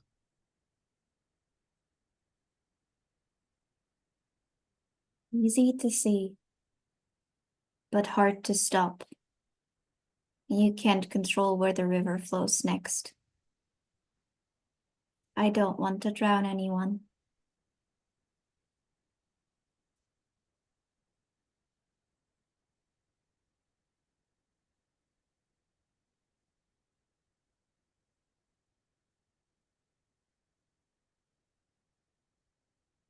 And he will, we'll zoom out from that conversation. I think that's all I have. Anybody else have anything they want to do? Or we can call it a little early. I think we might still have folks who need to leave a little bit soon.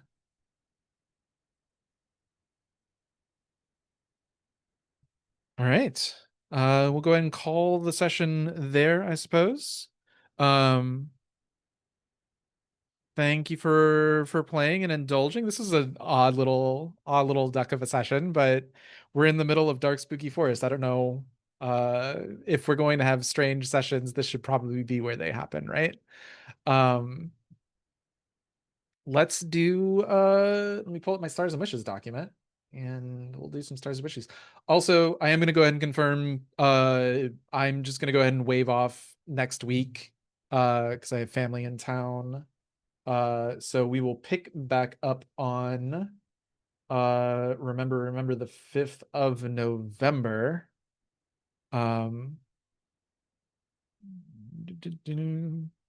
With a mission phase. Where is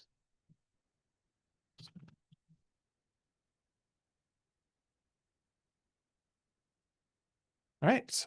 If you have stars and wishes, feel free to share them with the crew. Definitely stars for the entire Horned One scene in the woods. I think that was everything that I want from a creepy mystical forest and what I was hoping for when we took this route. And so I'm excited to see more of that as we are even deeper in the woods here. Very curious to see what these missions will play out like. And I think that's just a blanket star for the entire group because I feel like everyone really, really sort of brought the vibes in that scene. It was really fun. Wishes. Yeah, I feel like we're nearing like a I'm not sure where this lands in the full arc, but like a mini climax before we hit the major confrontation. And I'm very curious to see what that'll be like.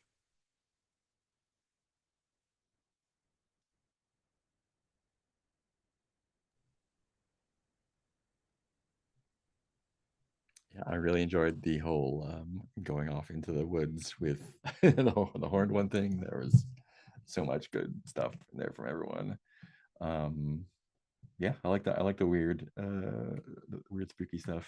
It's great. I think only wish is see what those missions look like and continue on the spookiness. Yeah, stars. It continues to be really fun to make these little guys and then see them in action.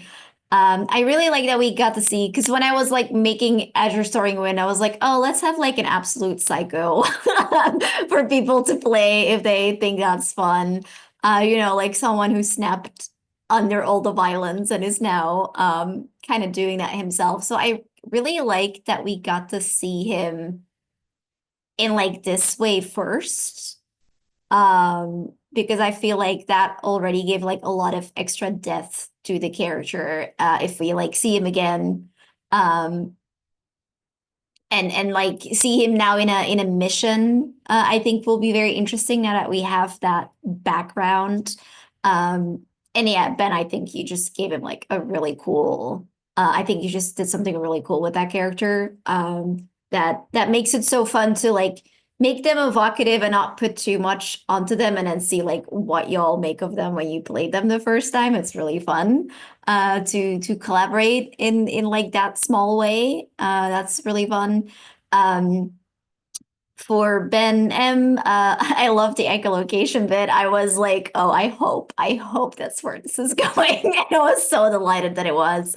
I loved Crimson being there was so fun because she felt like the rook, like she really felt like the rookiest to me. Like I think you really sold that vibe of this person kind of being like, I probably shouldn't be here.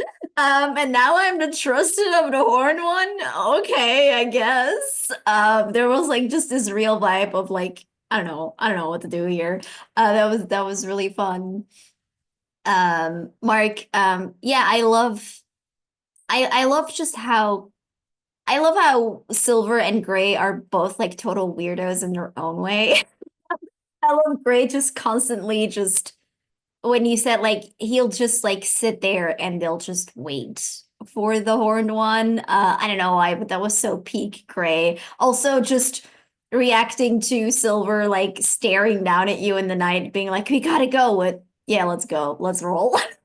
Like absolutely, yep, sounds about right.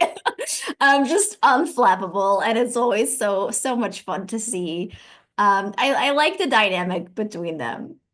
There's just like this comfort almost in both being like Panyar and being a little bit like socially outside of the group, where they're just kind of keeping like it's all keeping it in stride. That's really fun. Kevin, yeah, I thought the end scene with Silver and Rowan was very interesting. Um, I think it's interesting that everybody was like, nah, we don't notice or we don't do anything about it. To really drive home how isolated Silver is, which is also a wish to explore that and see what that coupled with those creepy ass dreams is gonna do to her. Are people gonna start noticing? Are they only gonna start noticing it in a I think you're a problem kind of way? Is Adrimir gonna notice because he's also having these weird ass dreams? Does he like notice, you know, a birds of a feather kind of situation? Or is he also like, I can't add more to my fucking plate. I'm already dealing with shit. Um, that's really interesting. I'm very interested to see what Talgon Forest is going to be like. I think this is a very cool, or like, I guess not Talgon Forest, just Talgon, because the heart of the forest. It's a cool location. I'm interested to see what missions we'll get here. Um, yeah, very fun session. I think the only thing, and I don't know if this is something, maybe it's just me, and I also don't necessarily say this as like something that needs to be fixed. I just want to like bring it up. For me, after we've done like all the campaign stuff, I'm like in such a different mindset because we did like a bunch of mechanics that when we're like, oh, it's time for free play, I'm always like, I don't like my brain just needs to be in like a different gear, and I feel like it might be easier if we do it after the like the back at camp scene, because at least for me, I'm like in my role playing mindset, and I feel like it might be easier to pick up scenes. Whereas after we've done, especially because the marshal doesn't really have to do a lot, I'm always like, oh, that's right. There's characters and they have stories, and I was gonna do a thing, I think. So I don't know if that's possible to see if, and again, might just be me. So we don't have to change it necessarily, but I just wanted to bring it up that I find it easier to pick up after we've done like already some role playing scenes, I guess. I'll echo a lot of that. The adventure with the Panyar was great, and I really appreciate the way that we're getting to see these little subgroups of the Legion and building them out. And even if we're just seeing glimpses, it makes the whole of the Legion feel more real and really adds to the stakes. And it was, yeah, the scene with the Horned One was great and creepy and a lot of fun. Uh, so kind of group star there. And yeah, looking forward to what is waiting for us in this new place. No particular wishes. I continue to enjoy the campaign phase stuff and the kind of metagamey nature of it, and star for being flexible, Kevin, with the way things are going with the vibes answers sometimes, and what maybe we'll break the game a little bit, but that's fun too. Yeah. Just to speak for a moment on like the free play stuff. Theoretically, free play can happen at any point during the campaign phase. It's just when we're done with everything else, I'm like, oh, we have a chunk of time left. If anybody wants to do anything now, it's not that that's the allocated time. I'm just like, oh, we've got like 30 minutes left. So if we want to do stuff, now's the time. But yeah, like Adrimir, the research stuff, all technically, oh, see you later, Ben. Um, uh, all of that technically constituted, free play. Um, it is a little funky because, much like Band of Blade or Blades in the Dark, it's like there's literally zero structure given to free play. It's like you can do anything you want here. And I'm like, examples help would be useful, because sometimes I feel like if I don't tell players what they can do, yes, stuff might come up organically. But also I know as a player, I'm like, I don't know what's possible. So I don't know what's worth like pursuing. Yeah, it's also like there's so many characters. So Yeah. I'm also just like for me at least, like having to decide like which character I want to do something with, then like what they could possibly do, who else might we might want to involve in that scene. Because I don't want to be like, oh, you have, like I feel like it's a little sometimes being like you have to role play with me now. Like, like I'm throwing you in a scene, like let's go. And then like choosing, yeah, like which one of these characters do we want to see? Who's gonna play them? Like there's just Mhm. a lot of choices. Yeah. I definitely feel that. I and to a certain degree, I also am like, well, this is your chance to be like, we haven't seen Shimya in a while, and if we want to see Shimya on screen, um, you know, maybe I can go and say hi to Shimya and be like, hey, what's up? Or that's always an option. It's similar but different to, if you have one character in a game and being like, hey, I just want to go have a scene with you. The only thing though here is like so much is handled by the mechanics that like there's nothing like a vulnerable move. I guess there might be certain ways to be like, hey, you're super stressed out right now. Is there a way that we can just like have a vulnerable scene and maybe just clear one stress? There are examples of roles being given, like we just like I said, the Adrimir stuff. Um, there are examples of roles being done in free play, but I definitely think it's not supposed to be like, a full-on mission phase with like action roles and resists and stuff.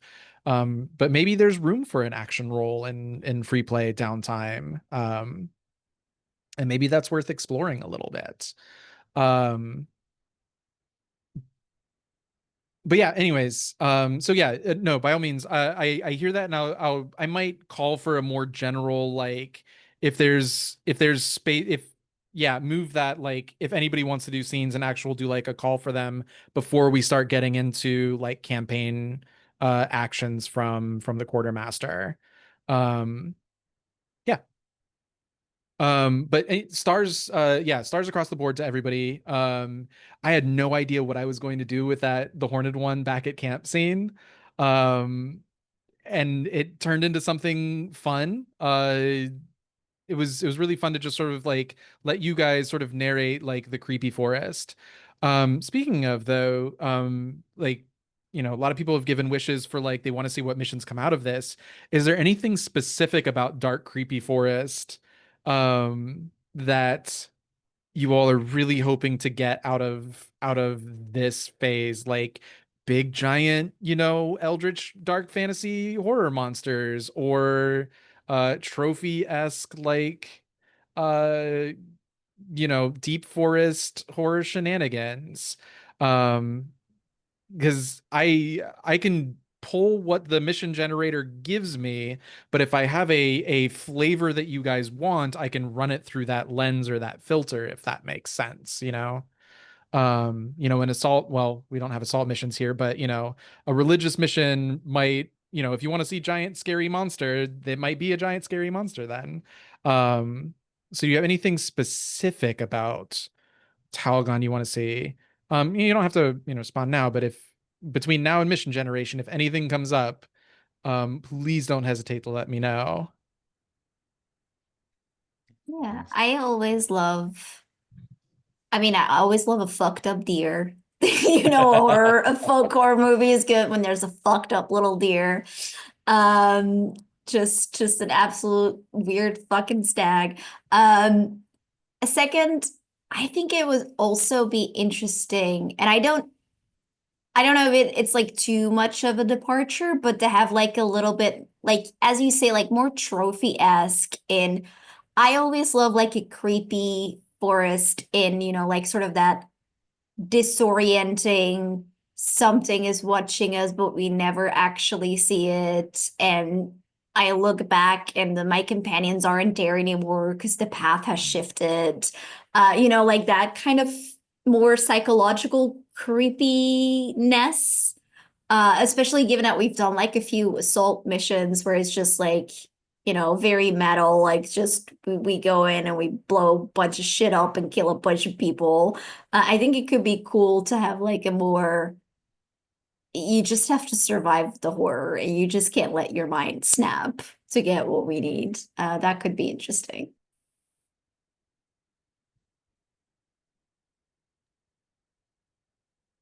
I think it might be cool to see, like, we have one image of the Panyar as uh, what our characters are, but maybe there's a different branch of that tree that is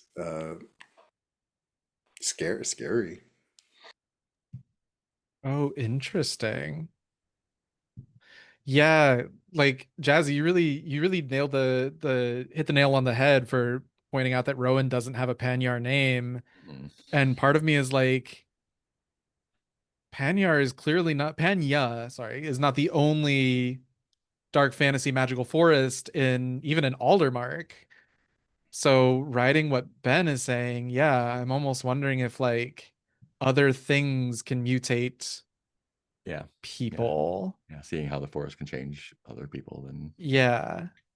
Um, yeah. Awesome. That is juicy and tasty.